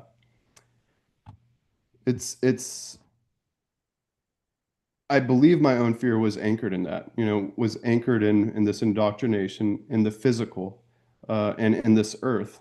That's what I've always known. And, what I saw was, and what I believe this is all about is it's about evolution, and it's about creating this system of coherence that we've been missing out on for so long. The coherence of the physical and the spiritual, of the left brain, right brain, of the brain and the heart coherent system of energy. And I believe that is truly what we're having these experiences for. People have said, why do you think that people get taken? Well, I think that is also, it's part of that evolution. They're trying to help perpetuate this evolution, whatever it is. Again, going back to the paranormal and, maybe extraterrestrial, whatever, it's all connected and it's all about consciousness. And when we can understand that within ourselves, we can teach others that. And there's things, well, I'm sure you've all heard of like the hitchhiker effect. So I've told people these stories and then suddenly they're seeing orbs. So that was my experience. This is my belief on it, it's this coherent system of energy, physical, the spiritual, consciousness. Going back to Omashar's opening song, there was a word that really stood out to me, which is emancipation. And that coherence is the path to emancipation for humanity. And what we are creating here is not necessarily a new species, but a new state of being. And as long as we're able to perpetuate that, tell our stories, share our stories with each other, it's going to happen. And I believe it is in this lifetime. I personally feel if there is reincarnation, I do believe in something like that. Like I've been anchored here in this physical and in the planet for so long, and it is this lifetime, this time here and now. That's why we're all here. That's why we're all here on this call. That's why we're all interested in this subject, because the time is now for all of us to push this forward. We know the narrative. We just need to get out there and tell it. So the more we can do that, the more evolution is going to happen, and it's going to happen at an exponential rate, as we're seeing every single day. It's exponentially growing. So again, I'm just honored to be here with you guys. Thank you. Wow. Thank you, Indy. Barbus, One my question about Barbus sort of grounded you, and somehow and he wasn't just a dog. I met him. He was quite an amazing being, full of love and curiosity and gentleness, and 7 feet tall when he stood up, but just an amazing being. So somehow he's connected to you telling the story today. Guide. Absolutely. Yes. As soon as when Shelly talked about the vibration and the sound that accompanies it, I'm like, this is it. This is why when you texted me earlier and you're like, I know what happened, you don't have to join. I'm like, no, I need to. Like, this isn't, once we get to this place in life, you realize that synchronicities, they don't just happen more and more. We can guide them. And it's not synchronicity anymore. It becomes a manifestation. And that's why we're here. One of the reasons. And so as long as we can keep guiding that into a manifestation, we're going to manifest what needs to happen on this earth. And all these powers that are in control that perpetuate war and violence and anti-peace, that's what we're fighting against. And that's what we're trying to lift up. And that's who and what is going to inherit this earth once this is all done. They're not going to win. We are going to win. I have no doubt. Indy, I want to come in for a moment. First off, I want to acknowledge, as a huge dog lover, the days that my dogs have passed over the years are some of the most meaningful days of my life. Each one is vivid in my mind. I also want to share that we had very similar experiences with our fathers. My father was my best friend. I walked him through his death. And after he passed, I also had several lucid dream experiences with him where we were able to hug, feel each other. I mean, it was amazing. And at first, there was a lot. Like when he first died, he came and visited a lot, and I'd tell him what was going on in my world, and he'd explain his. And then they became fewer and fewer. And then many years went by. And the last time he came, he no longer recognized me as Scott, who had been his son, but just as a soul that he knew, that he wanted to let me know, I'm not going to see you again. I'm now going to be merging into a new world of sound and color. I wanted to say goodbye. And that was the last time I experienced him. So thank you for sharing your story, because it's similar.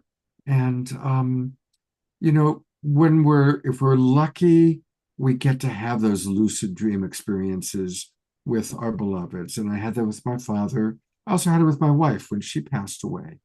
But one last thing I want to mention, it doesn't always happen. I was very, very close to my mother. I walked her through her death as well, lived with her the last 6 weeks of her life, told her all about what happened with Dad. We made agreements that she was going to come to visit me. Mom adored me, loved me very much. That was 15 years ago. Nothing. So it's really a great mystery. Sometimes whatever's going on for them, they're able to find us, connect with us, and that happens, and it's amazing. And sometimes it doesn't. It's a great mystery. We're all on our own journey, and the evolution of the soul is a great mystery. And yes, the very thing with my father is exactly what's happened with the dreams as well. I haven't had a dream with him now for maybe, 2 years, 2.5 years. So yeah, the same thing. Yeah.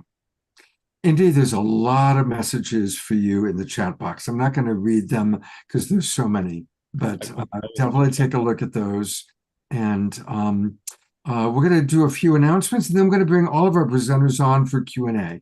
So we'll be back with Indy and Shelly and everybody else in a moment. But we also need to go to John Martin. So we're going to do John, then we'll do some announcements. Alan, I hope your energy is holding up because I'm good. I mean, that story from Indy, it was so touching and inspiring and human and transcendent all at once. So it's sort of energizing our awareness of why we're here and who we are and the bigger picture to it all. So I'm good, Scott. Thank you. Good. I know you're on the East Coast. So speaking of East Coast, we're going to bring on one of my absolute favorite people. And many of you that are regular Global Peace Tribers know him, but some of you, this will be your first experience of meeting John Martin. And what I love about John is he is, for me, the perfect role model for how to have a beautiful, loving connection, because he's so in his heart. And almost every night, he goes outside and he plays guitar. And as he plays guitar, he experiences our galactic family. And his experiences are as consistent and real as anyone I know. And it's all because he sends them love, treats them in the way that we all most want to be treated, with love and reverence, absolute reverence. So, John, before I play the video you sent me today, is there anything you'd like to say as introduction? Well, I just wanted to comment on Indy's loss of his beloved dog as well. My dog passed in last November, and you'll hear him in my video. He was my partner for many, many years. And when he passed, it took me a couple days before I could go out to the park. And the beautiful, I've got a hand warmer in my kind of with my hand the other day. But these beautiful energies came to acknowledge the loss of my dog. And it was, I could feel their beautiful energy. And I was just so thankful and grateful for that. And so this is kind of an overview of my work. I'm a classically trained musician. I'm a guitarist, and I've used my music to interact with the universe. I had dinner with President Carter in Spain, and we spoke about UFOs. And so I used that lovely conversation. He spoke about his UFO experiences, and I told him about mine at the time. And between that and Close Encounters of the Third Kind, I went outside on my deck and I began playing this music and projecting positive thought and love into the universe. And I was taking my dog out, and almost immediately after maybe the second session, this beautiful purple plasma craft with a pink ring that was rotating around the bottom third of the bell was about 20 feet above my home.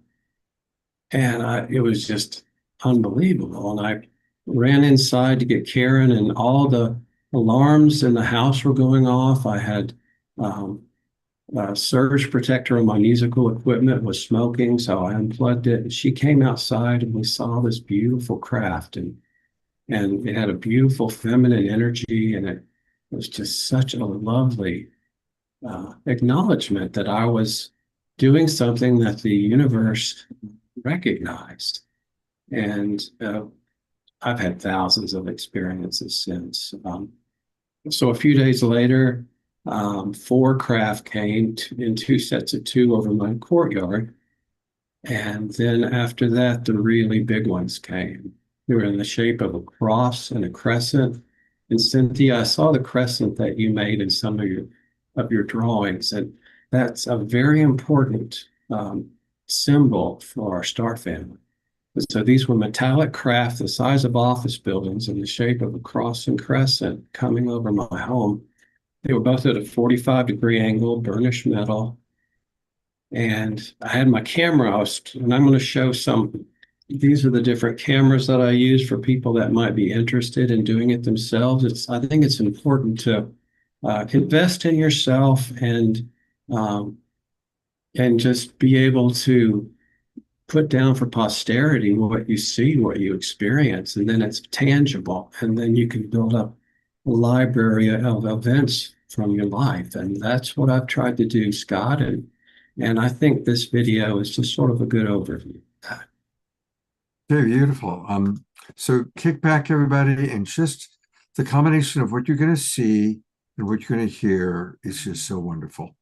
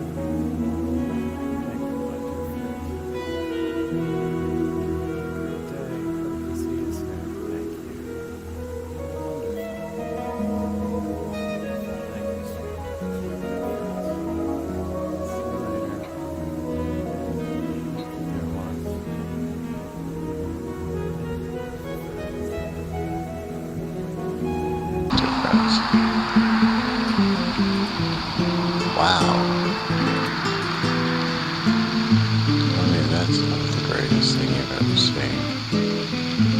Wow, friends.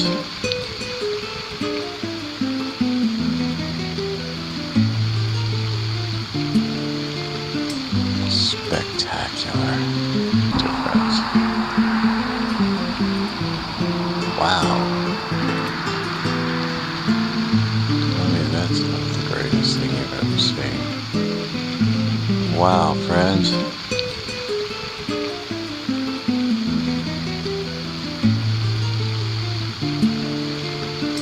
Spectacular.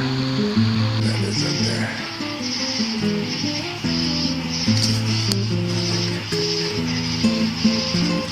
It's a ship. Oh.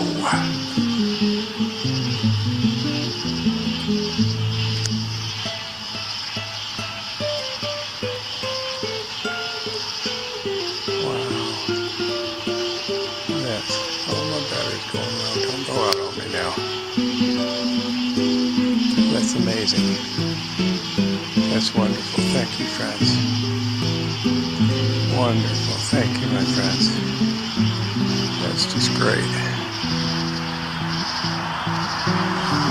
Thank you, lovely friends. Wow. Hey, lovely ones. Hey. Wow. Look how bright and beautiful. Hey, my friends. Hey, beautiful ones. Hey, my sweet, dear, beautiful friends. Hey. That was wonderful. Thank you, sweet friends. So good to see you tonight. Thank you, beautiful ones. Look at that. Perfect. Thank you, friends. Thank you, beautiful ones. Thank you, my dear friend. That was great. Thank you. It was, hey, sweet friends. Oh, how beautiful. Hey, my wonderful friends. Happy Peace Day, dear ones. Thank you. Thank you, my lovely friends. Thank you for coming to see me tonight. So wonderful. Thank you, sweet friends. Thank you, lovely ones. Thank you, beautiful. Whoa, what was that? Right there. Let's see, friend. Wow. Beautiful. Hey, my friends.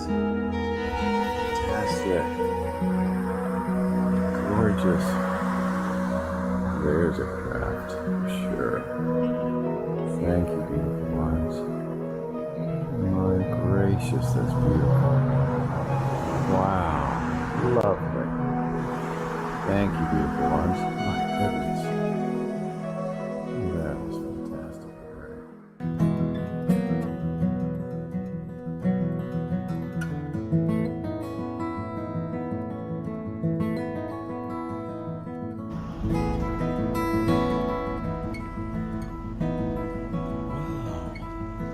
Come here, Bob.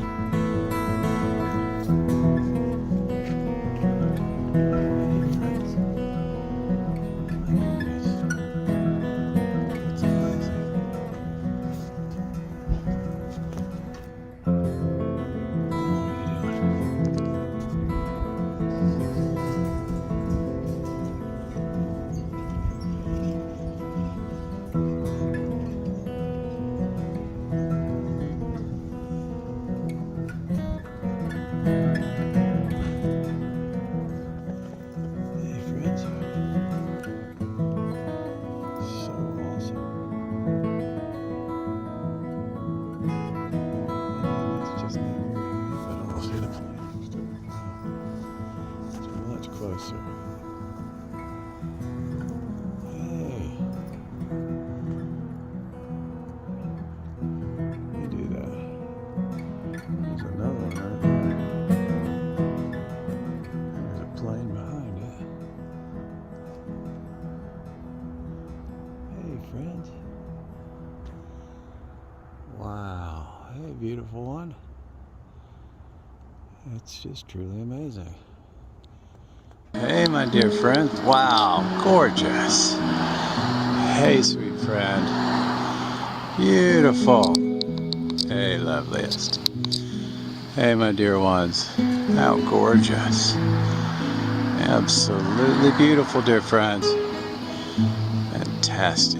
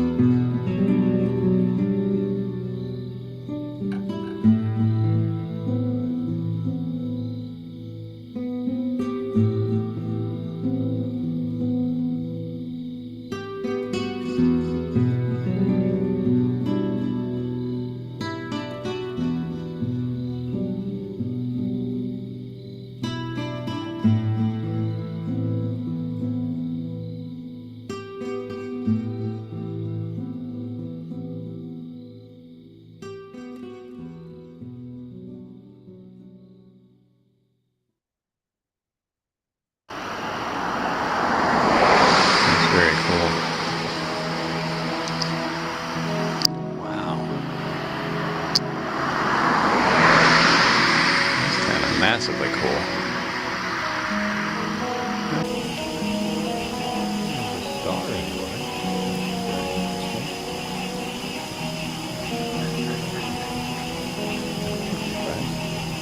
Get out of here, the light's about to hit.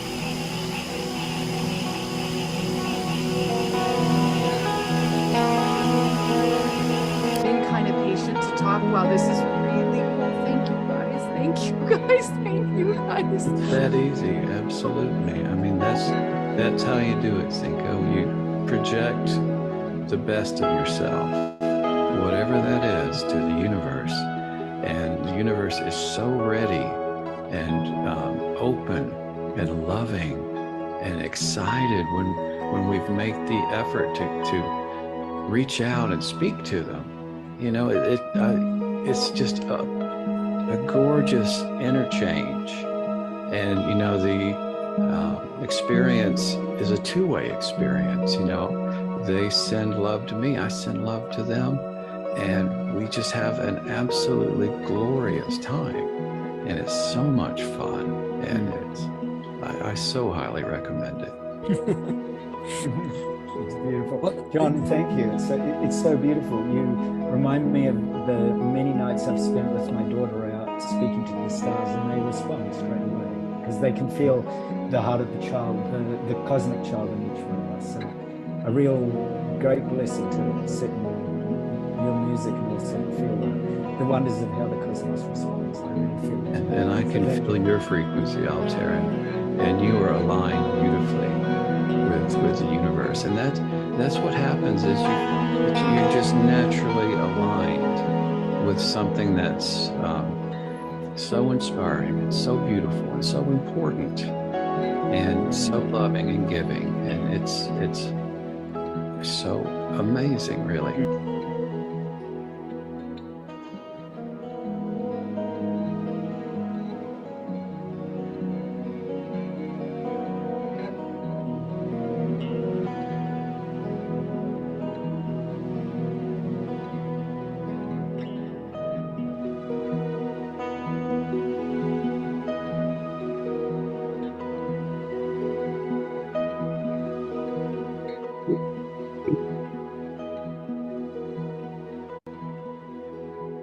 Scott, can I say one thing?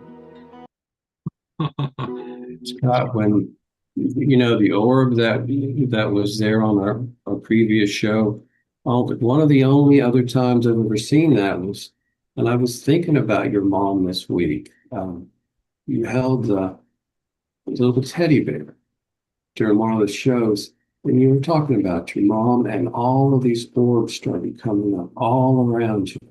And that was your mom. I just thought that I was thinking about it. Oh, well, thank you for that. It's all such a great mystery. It is. But I just really, you know, there's so many comments coming in, and I'm going to read just a few of them.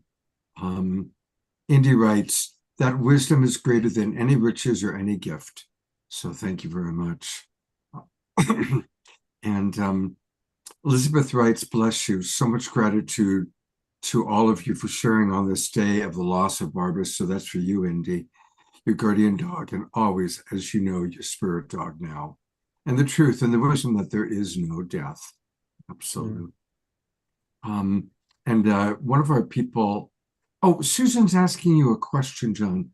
What do you estimate the size of those crafts are that you're filming? Yes, some are, it's hard to say because you can't really gauge exactly how far away they are. So, but some of them are very large. I would say the size of a small car. The really big, I consider those the deep space craft that come in, and they're fully illuminated, so you don't really get. I've seen them during the day, and you do get a better idea of the shapes and the different. I've had many different kinds of craft that come. I've had a beautiful during the day powder blue egg that came over, and I was. Many years ago, I was taking a friend of mine who was a B-24 pilot during World War II, and I was taking him to the emergency room, and this golden egg, about 3 feet long, came off one of the buildings right in front of us. And I spoke with, I can't remember his name, but he spoke about these small beings, Raymond Kosalandich. And he had these little tiny beings that would fly all around him. And they were in these he said around 3 or 4 foot golden eggs. So I saw their craft, and I've seen many different kinds. Always great, John. Carol writes, John is our gentle soul ambassador to our star family. And that sums it up, Carol. You're right. Go ahead, Alan. Carol. Oh, I was just saying, it's always fantastic to get in touch with John's magic and the emanations, and just by what you showed and Indy's story and Cynthia's pictures, I'm realizing, of course I do this all the time, but I'm realizing that there's real magic in this world, Scott, and Deb's work and Shelly's amazing work, or all of us here. We're not taught that there's magic in the world. We're taught follow orders, go do what you're supposed to do, don't look around. And most people miss the incredible world that really is here because they've just said, run along, put your nose to the ground and carry on. But look at the miracles that we've just seen tonight. Just listening to Indy was a miracle, or everything everyone said here is so out of the ordinary that it needs to become ordinary. Well, we're going to go into our Q&A roundtable next. We'll start with that question that was asked, seems like yesterday, to Shelly. But real quickly, people are asking, if you are not already part of the Global Peace Tribe, come join us. We've been around for 6 years now. We do 2 or 3 shows every week, always on Wednesday and Saturday night. Every Wednesday and Saturday night, we do a show. But like, for example, here's an extra show that we're doing right now. We did an extra Sacred Sunday show yesterday. And all of our shows are similar to what you're seeing tonight. Beautiful music with Omashar and guest musical artists and inspiring presenters talking about everything from near-death experiences to non-human intelligence to all the different modalities that are helping us to raise our consciousness.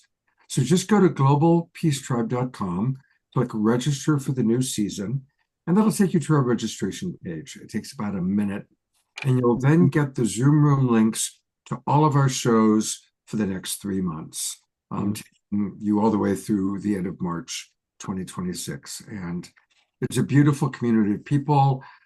Beautiful friendships have been formed. And about 2/3 of the people in our Zoom room right now are Global Peace Tribers. I also recognize a lot of new people watching that have come in through different ways. And also a big hello to all of you watching on Facebook, YouTube, and all of our broadcast partners. I have an event I want to share, Scott, a quick one here. This is something coming up in Sedona that Shelly's going to be at, and some of our favorite people. I'm going to host this with Suzanne Ross, Chris Blutzo, everyone has to eat, calls in the stuff, just like John just showed us. He's out there. He's going to do a C5, Carolyn Corey. Bashar is going to be channeling William Henry, Danny Sheehan, Sarah Brexman Cosby. This is an all-star cast, and I put the link in the chat. So join me and all these all-stars in Sedona for the equinox in March. And here's the link in the chat. And magic, so especially when Chris Bledsoe's there. Cynthia knows Chris, and he is like the star child. He just puts it out like, John, you should do something with Chris. I mean, you get twice as many, but he just calls him in all the time. Have you met Chris Bledsoe? No, we've spoken a few times. Yeah. I don't really know him, but yeah, I respect his work a lot. A beautiful being who, and he says it's all about love. When he puts the love out, they show it. You know him, right, Debz? I do. We're good friends, and we work together a lot at all of these expos and retreats. And it's just like that. We just send love. And what did you think of John's show? Have you seen that before, Debz? Oh yeah, John and I have known each other for a long time, and I'm very familiar with his work. It makes me cry every time. I'm married to a professional guitarist, and I know the power of music. It's just almost like a carrier wave for our love, our invitation. So, but every time I see John's work, I see new stuff, and tonight just really moved me. Thank you. What I would like to say is that we all have something that's very unique to ourselves. Our lives are like a fingerprint. And what I do, and I would encourage everyone, go outside, introduce yourself to the universe. They understand English very well. I speak to them all the time. Talk to them like you talk to your friend. They are a family. They are our friends. Share, challenges you have, and share the great triumphs in the family, and share what you've dedicated your life to. Mine is music, but it can be artwork or really anything that puts your mind into that very special place that all the troubles melt away, and then your frequency is just a very natural place for you to connect. And when you do that, the universe is so ready and willing and able to meet with us and help us. And that's why I've spent so much time doing this. Yeah. I want to invite our audience to put we'll answer a few questions, starting with the one for Shelly. But if anybody has questions or significant comments, even if you put it in the chat box earlier and then I put it in again so that it's right up there up front. And we're going to go to Shelly for her answer about the abduction, and then we're going to go to Reverend Jeffrey Colebrook. But Shelly, you're up. I think I'll start with the second part of that question, which was why? Like, why is it happening to me? And the only thing I can say about that is that I'm a third generation, so it also happened to my sister, my mother, and my mother's aunt. So I don't really have an exact why. I do know that I consider all of it a gift at this point. Just like we learn from every situation. We learn from that first romantic relationship that didn't go well at all, but then we learn kind of what we don't want. And it's the same with contact, where when we have an experience that's more on the negative side, then we learn how to protect ourselves energetically, or create, the auric field that we need to attract or deflect whatever it is, to the best of our ability. All right, now about those experiences, there's been many. A lot of them are very textbook. Definitely experiences with the grays. after meeting Linda Moulton Howe and opening up my curiosity again after decades of kind of keeping everything at bay, the first thing that happened was I got in my car to drive from San Diego to Prescott, Arizona, a trip that I was taking all the time at that time, and my GPS immediately took me the opposite direction. And I also remember that the night before, I had been awake with that vibration in my chest and that sound in my ear. And I woke up and time got funny, and I was going to leave at 9, and all of a sudden it was 3. And I got in the car, and the GPS just took me out in the middle of nowhere. I didn't know where I was, so I pulled over and found out I was right outside of Borrego Springs. I pulled into Borrego Springs, and as soon as I got into town, I became like narcoleptically tired, and I felt like I needed to take a nap immediately. It was 5 p.m., and I said, I can't finish the drive. I have to get a hotel. So I checked into a hotel. There were things about the hotel, like behind the counter, you know, there was a poster with UFO things in it. And I asked the manager if the area was prone, and he said, no, absolutely not. And I knew he was lying. After that, I got it in my head. I got into my hotel room, and immediately in my head there came this like overwhelming urge to see very specifically a sunset from a vista view. And so I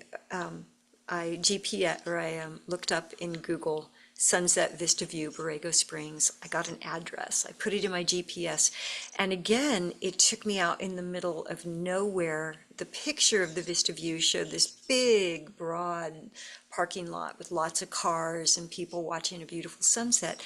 Well, it took me to this one car slot.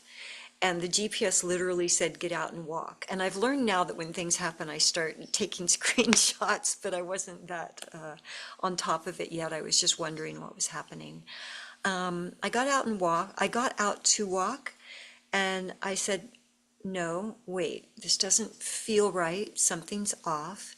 And I grounded into the earth, and I called on all of my angels and guides, and I asked for guidance of what to do, and I muscle tested it, and I got back in that car and drove 80 and a 30 all the way back into town. But after that, once I got to my hotel room, it was an entire sleepless night of contact.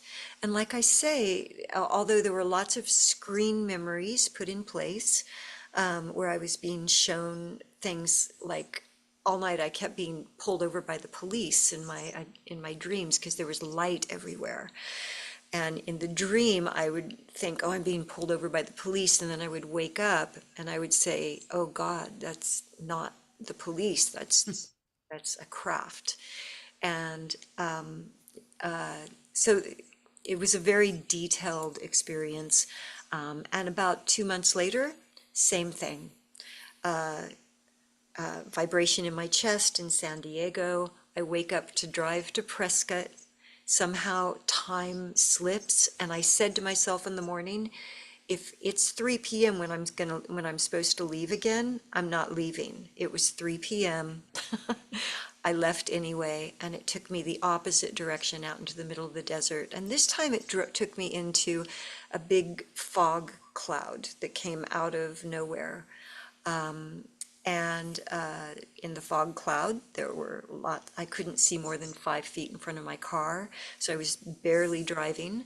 And there were a lot of lights out of nowhere. It was high strangeness for sure. And the strangest thing about it is that I was on a Zoom conference call that included Alan, and they were talking about high strangeness at the time. They couldn't hear me. I kept trying to, I could hear them and even see them on the video, but no one could hear me. And so it kind of opened up later this conversation of secondhand secondhand screen memories and high strangeness, so that the people that are around the contactee are also having that. So that's kind of one really general experience of what it's like when it happens. I just want to finish by saying that throughout my life, I've had every kind of paranormal experience, and everything from near death, out of body, all the way down the list. And it's always the same feeling inside of my body. Contact experiences, when I'm with someone who's dying, or if someone comes to me telepathically after they've died. An experience in the ocean with an entire pod of dolphins for 20 minutes, where they were swimming. I was in contact with at least 5 or 6 dolphins constantly for 20 minutes in the ocean. Same vibration. And when any kind of phenomena is happening. And I really believe what's happening is that we are becoming plasmically aware.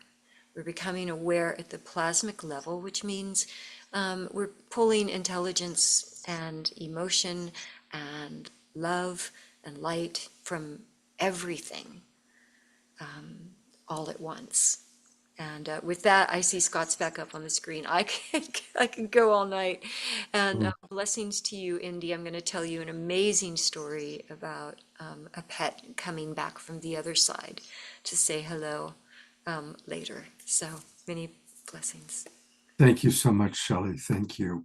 We're going to go to Reverend Jeffrey, and then we're going to Tim Spelly. If you are in the audience, we're going to go to you next. He is. I think. Okay, great. So we're going to hear a little bit from Reverend Jeffrey, I think, about the Bugosphere.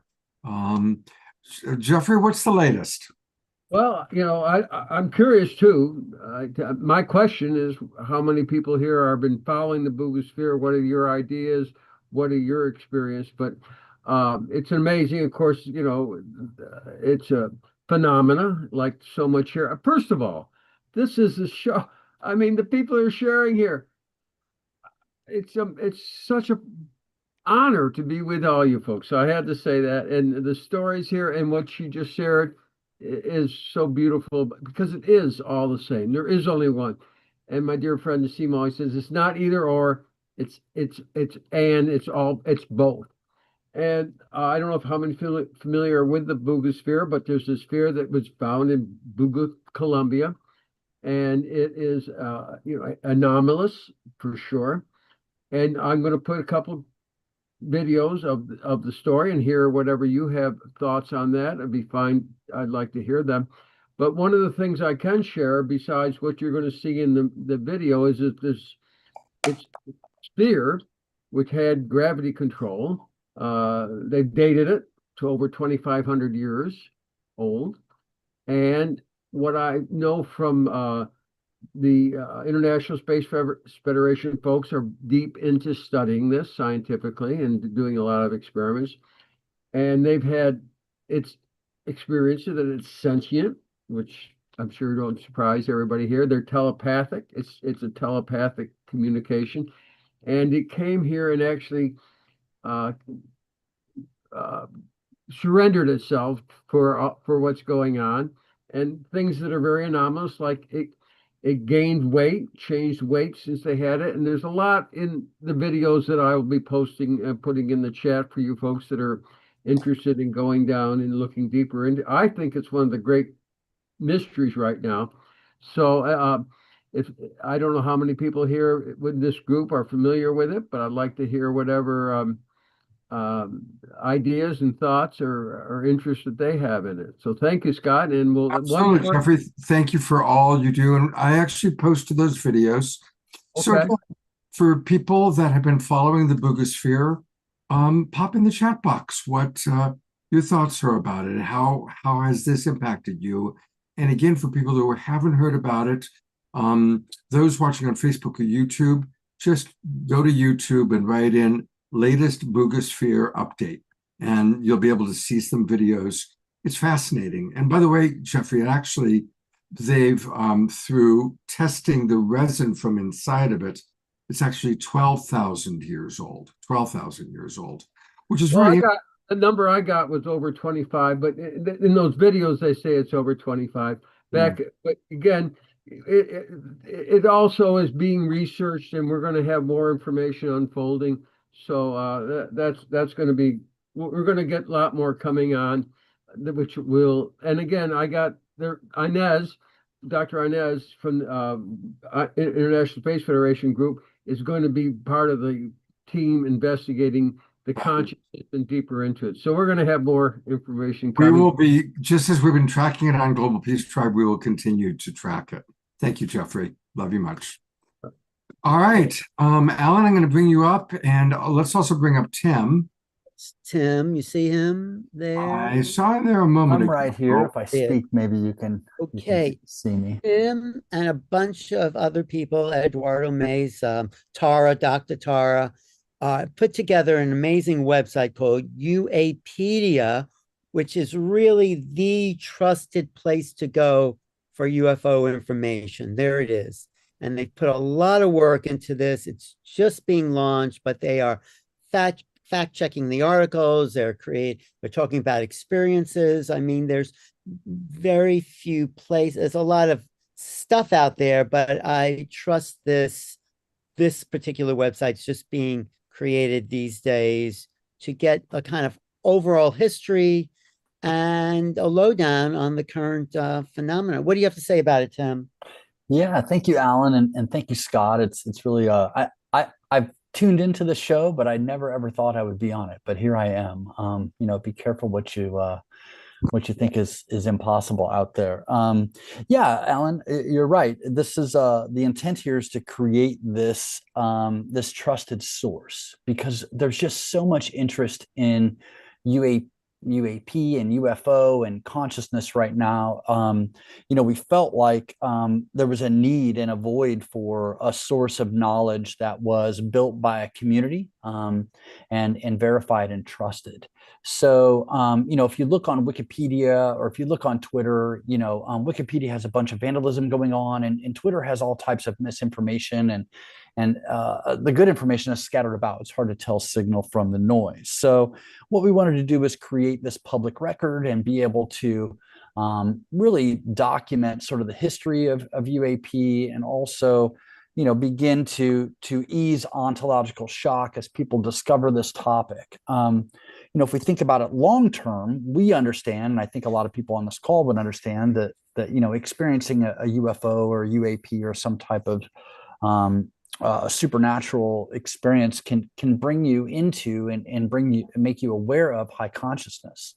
And so we feel like this website and this effort is also an entry point to get people to understand that there's a higher consciousness out there. So this is open source. It's free.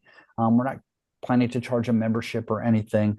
And we really are looking for people to join us. So we just launched this at Seoul in Italy in November. So this is a relatively new effort. What you're seeing, and I can show some things on my screen here.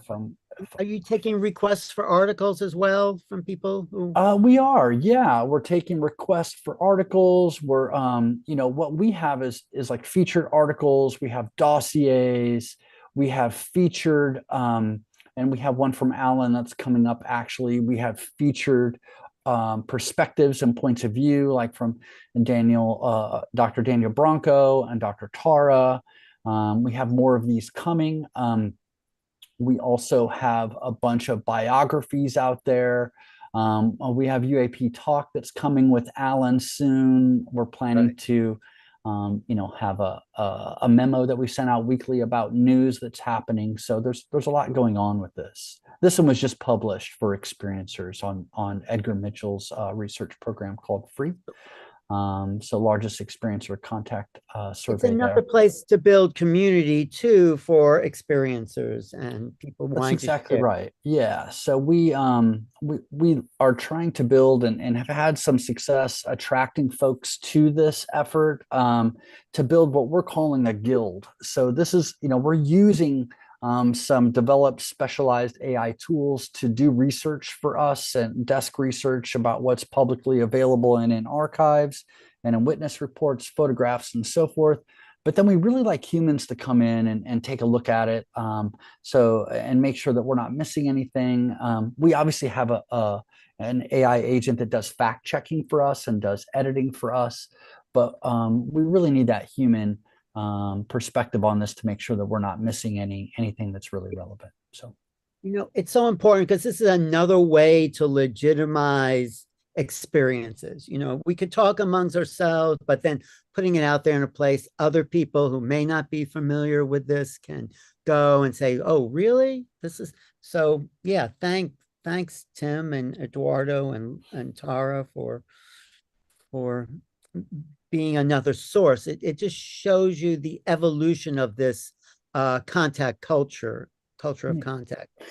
And we actually are sponsoring our first event. It's coming up on January 25th. It's an online conference. Of course, we've heard from a number of government officials in the documentary Age of Disclosure and a number of whistleblowers, but this conference is focused on the point of view coming from academia. So we have a number of PhD level folks that have agreed to participate in the event. So this is like Sean Esborn Hargis from the Integral Noetic Institute, Dr. Daniel Branco, Dr. Tara Deliberto, Dr. Rizwan Virk, Dr. Kim Engels, who is the research director of the John Mack Institute, Dr. Jeffrey Kreipel, who runs the Institute of the Impossible at Rice University, and there's some others that are participating as well. So this is our first online event. We're really excited about it. So more information will be coming out about this.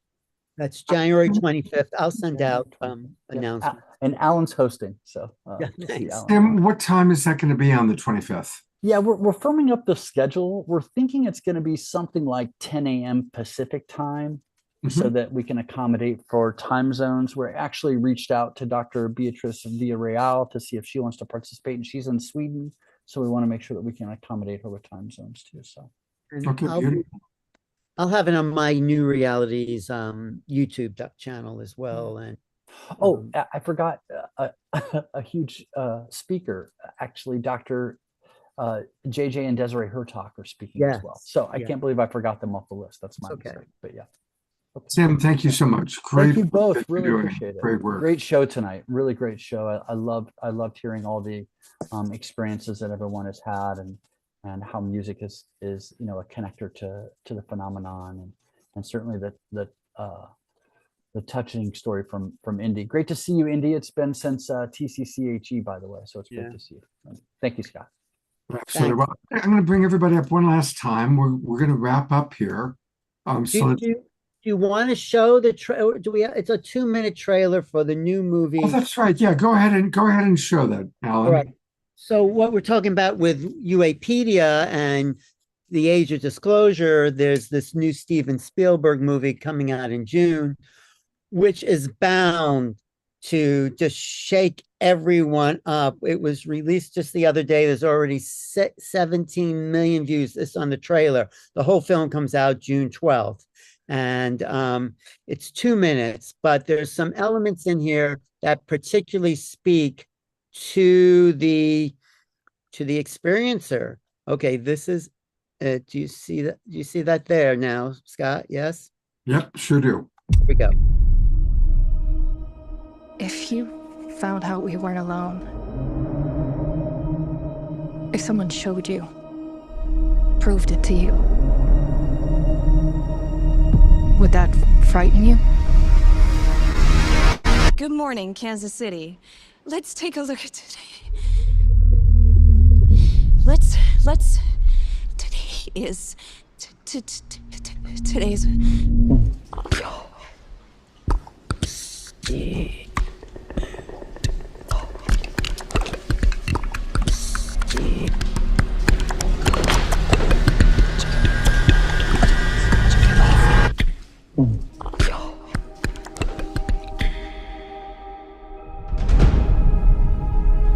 People have a right to know the truth.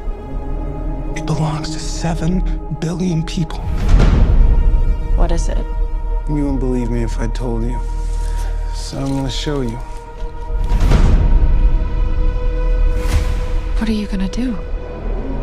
Full disclosure to the whole world. All at once.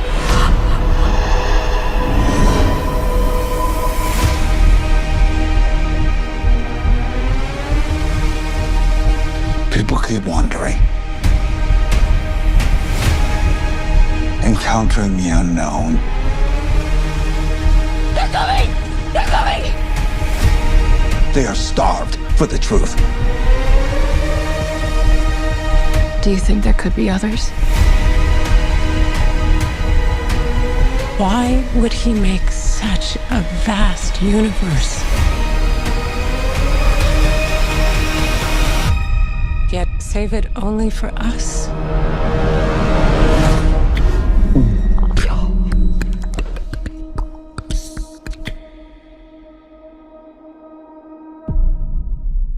Wow. So, what? I don't know about all of that. A couple of Isn't that- interesting things about the trailer. You'll notice that you don't see any aliens. No. I think that the speculation is that the movie's going to be much more about our rising consciousness, channeling, and there was a fascinating comparison between the sound that that woman makes when she's clearly being possessed by something, and it's almost identical to the sound that Daryl Anka makes as Bashar is coming in. So it's interesting how our world, we've all been connected to Daryl and Bashar forever.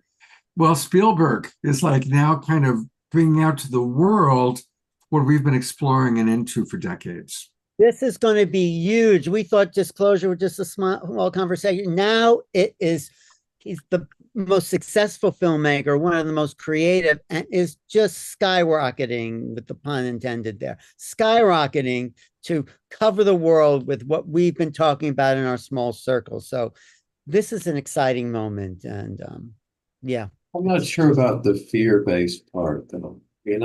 I have thousands of hours of interactions. There's never been any fear whatsoever. Well, that's what Deb said. Yeah, Deb said that. I don't know. I'll hold my opinion until I see it. You're making a good point, Sean. And just like Age of Disclosure was all about, governments or people coming forward out of national security concerns. Well, clearly, if these advanced civilizations wanted to harm us, would be toast.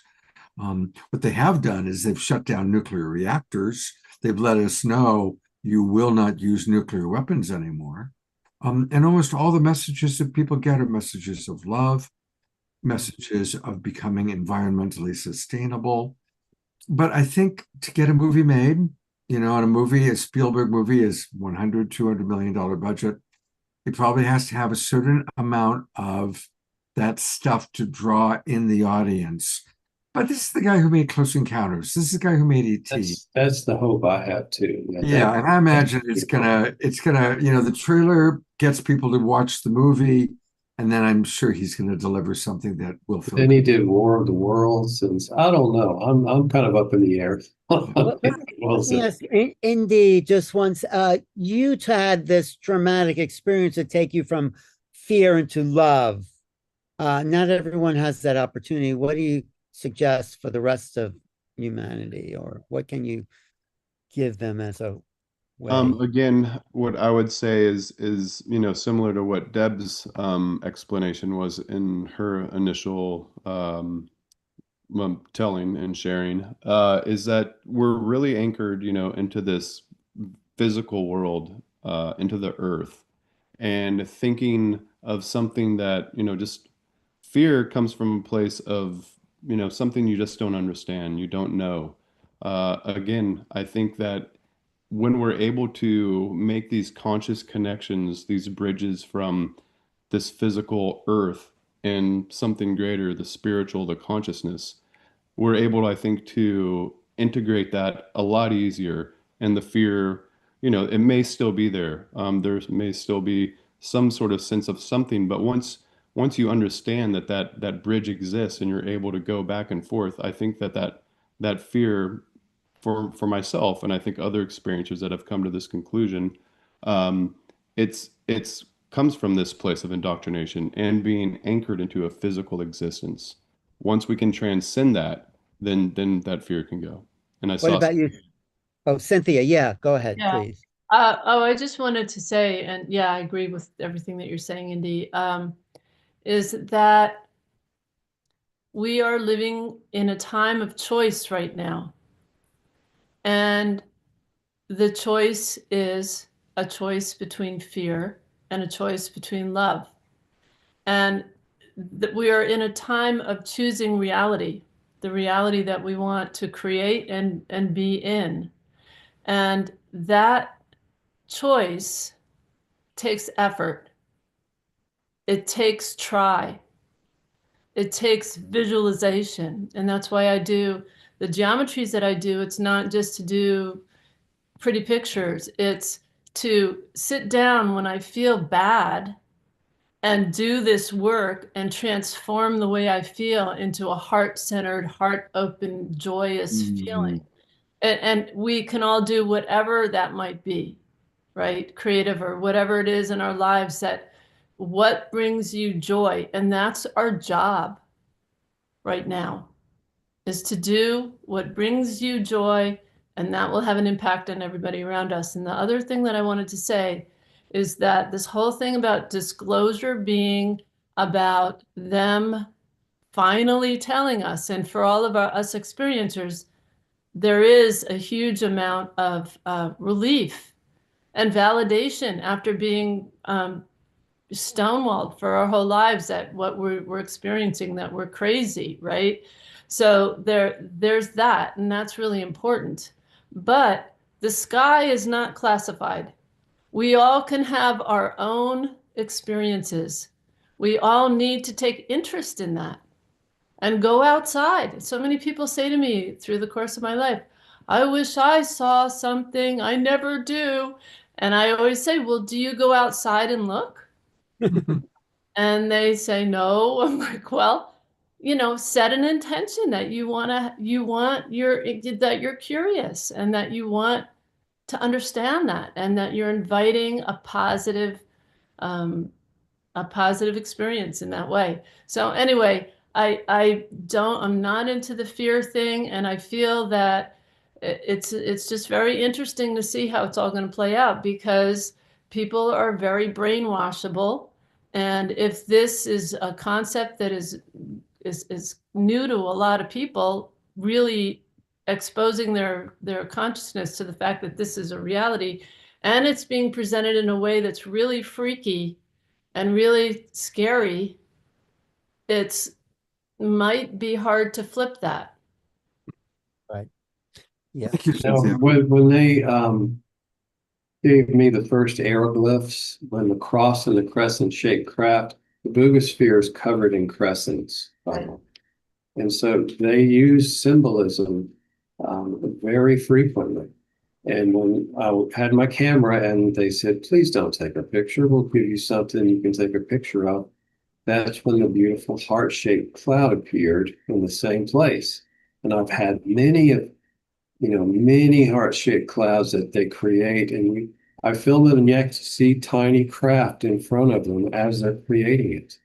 I was going through a very difficult period. They made a heart with a little piece taken out. It was impacted, and you could see the round craft underneath, the same one that I filmed that was doing the aerobatics.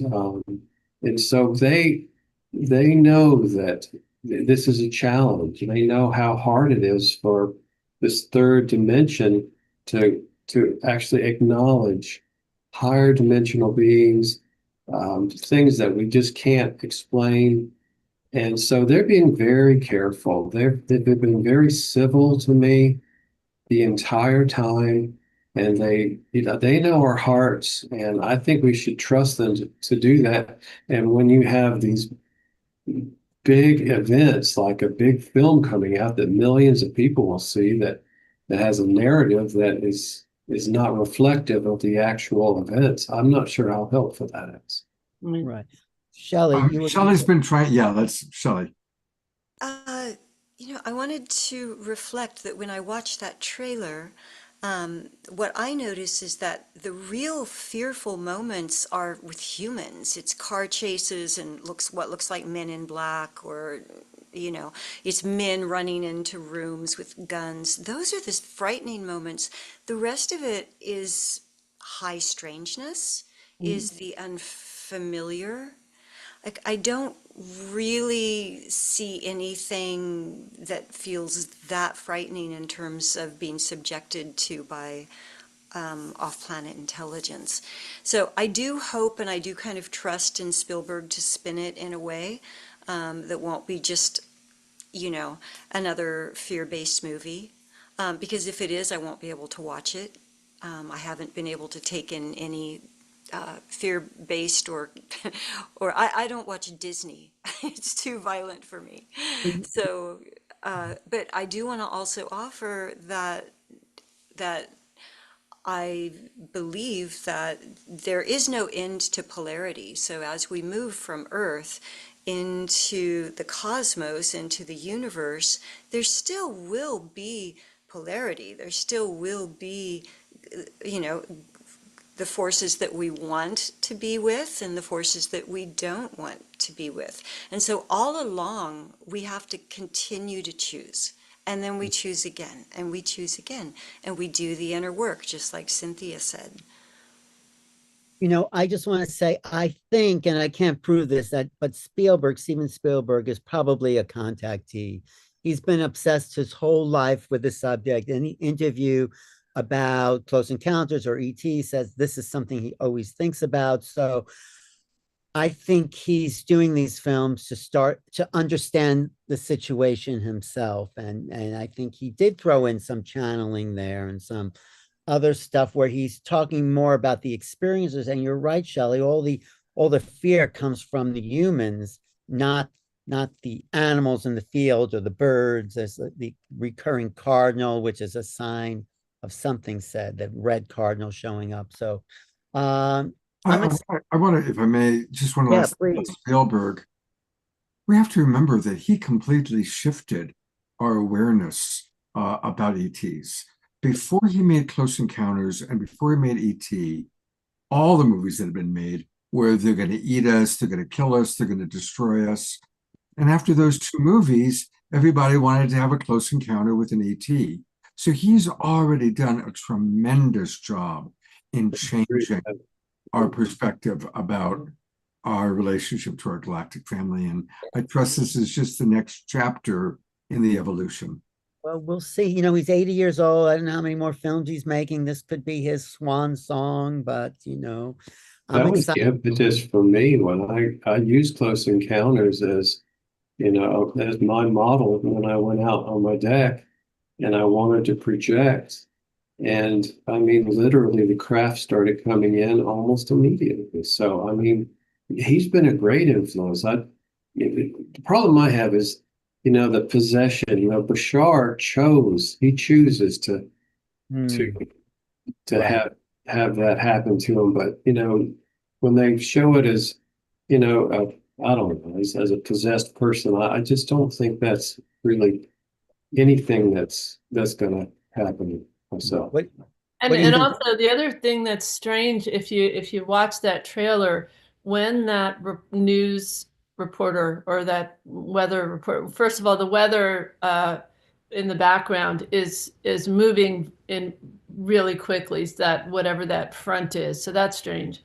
And then the person that's in the crop circle is looking at a phone while she is doing her reporting, and it almost looks suggestive as if the person in the crop circle is somehow has some kind of an impact on whatever is happening with her, with the sounds and her kind of seizing up and stuff. So that was also, I mean, I'm hoping that it's going to be this incredible revelation at the end that's just going to blow our minds in a really good way and not be just tying into the fear stuff. Okay, thanks. And okay, Indy, thank you. Indy's next. And then we really need to wrap up because I've got something else at 8 o'clock. So. Oh, you do? Okay, I had one more thing I wanted to show, but okay, Indy, Yeah, go. I mean, we've got about say 7 or 8 more minutes. Okay, go ahead, Indy. So the main actress in that movie, I believe I have heard, is going to be testifying in front of Congress for an experience she has had. Her name is really? Emily Blunt. Yeah, the woman who is shown to be possessed or channeling. So maybe this is leading up to something. And I just want to say I agree with, like, the fear-based narrative, and it's not, great to perpetuate that.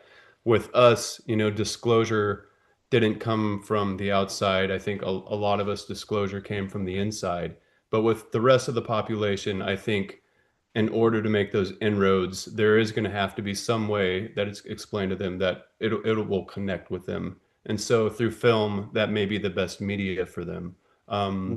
Yeah. So yeah, just the little tidbit about Emily Blunt. That is something that I read recently. I didn't fact check it, so we might want to, but that is something I heard. That's interesting. That's great. I just think we're going to find that they're going to be the coolest people that we've ever met. And they're not going to be these, this really on the edge kind of horrible experience, because they're incredibly cool and they have such beautiful energy. When you feel it and you see it, it's amazing. And that's what I would like to see, is somebody just reflect how really awesome this is going to be. We're going to see it. I had one more thing I want to show and help Danny Sheehan's organization, the Paradigm. Oh, yes. This is really important to support Danny. And they asked me to speak about, so this is just a little clip from, what does he call his organization there? The New Paradigm Institute. This is the people's movement, not the government's. And I was part of this Washington hearing. Do you see that on your screen there, Scott? You do. Yeah, you got it. Okay, this is a couple of minutes of why disclosure is important. I mean, people's disclosure. Good morning and welcome to the hearing regarding UAP disclosures. For too long, the issue of unidentified anomalous phenomena has been shrouded in secrecy, stigma, and in some case, outright dismissal. Today, I want to state clearly that this is not science fiction or creating speculation. This is about national security, government accountability, and the American people's right to the truth. Do you solemnly swear or affirm that the testimony that you're about to give is the truth, the whole truth, and the nothing but the truth, so help you God? I do. Boeing contractors reported a massive glowing red square silently hovering over 2 missile defense sites. I talked to 5 shaken witnesses who described a massive triangular craft that hovered silently for about 45 seconds before shooting away at impossible speed. A self-luminous, tic-tac-shaped object emerged from the ocean before linking up with 3 other similar objects. These things are real. They can fly in formation, they're evasive, and they outperform any aircraft known to exist, including ours. I saw a 100-foot equilateral triangle take off from near the NASA hangar on the base. It's either a weapons program being reverse engineered by our governments or other governments, or not from here. Those are it. There is something out there, and we should know as the people what it is. Let this be the moment when America chooses courage over fear, transparency over secrecy, and progress over stagnation. Let's show the world that our nation leads not only through strength, but through fearless pursuit of the truth. One more piece here. One more little piece. And this is the organization. That's a good one. I'm on it. My name is Nathan, sir. If I can help, you holler at me. Thank you, sir. UFO and UAP disclosure is important to society because there's a change in perspective that needs to happen. The reality of what exists has never changed and will not change. There is a force, unfortunately, that is trying to withhold that information at this point, and we have to stand up and say no more. To help bridge the gaps between people and to bring us closer together, and remember that connectedness is what will literally get us out of the mess that we're in. It has to do with transparency with the government, giving Congress the ability to perform proper oversight over both what the government is doing, several agencies, as well as what the private sector is doing. We're not being told the truth, and we deserve the truth, not just as citizens of whatever country we're from, but also as citizens of the world and as collective humanity. What's really remarkable is that we have been lied to as the American people for probably 70 years at least, since World War II. I think disclosure, for what it means and what it stands for at the end of the day, is very important to everybody, basically. For me, fundamentally, as a human being, I think we have a right to know. We're entering into an inflection point, a tipping point, as a nation, as a species, and as a world. UFO disclosure is part of our evolution of humanity, expanding our knowledge of the universe, it's what we've always done since the beginning of civilization. What's over that mountain? What happens if we plant this crop? What happens if we make this machine? What happens if we know there's more to the universe? It changes our scope of reality, which gives us more opportunities, which expand our mental cognition to be more creative, more loving, more open, more resilient humans.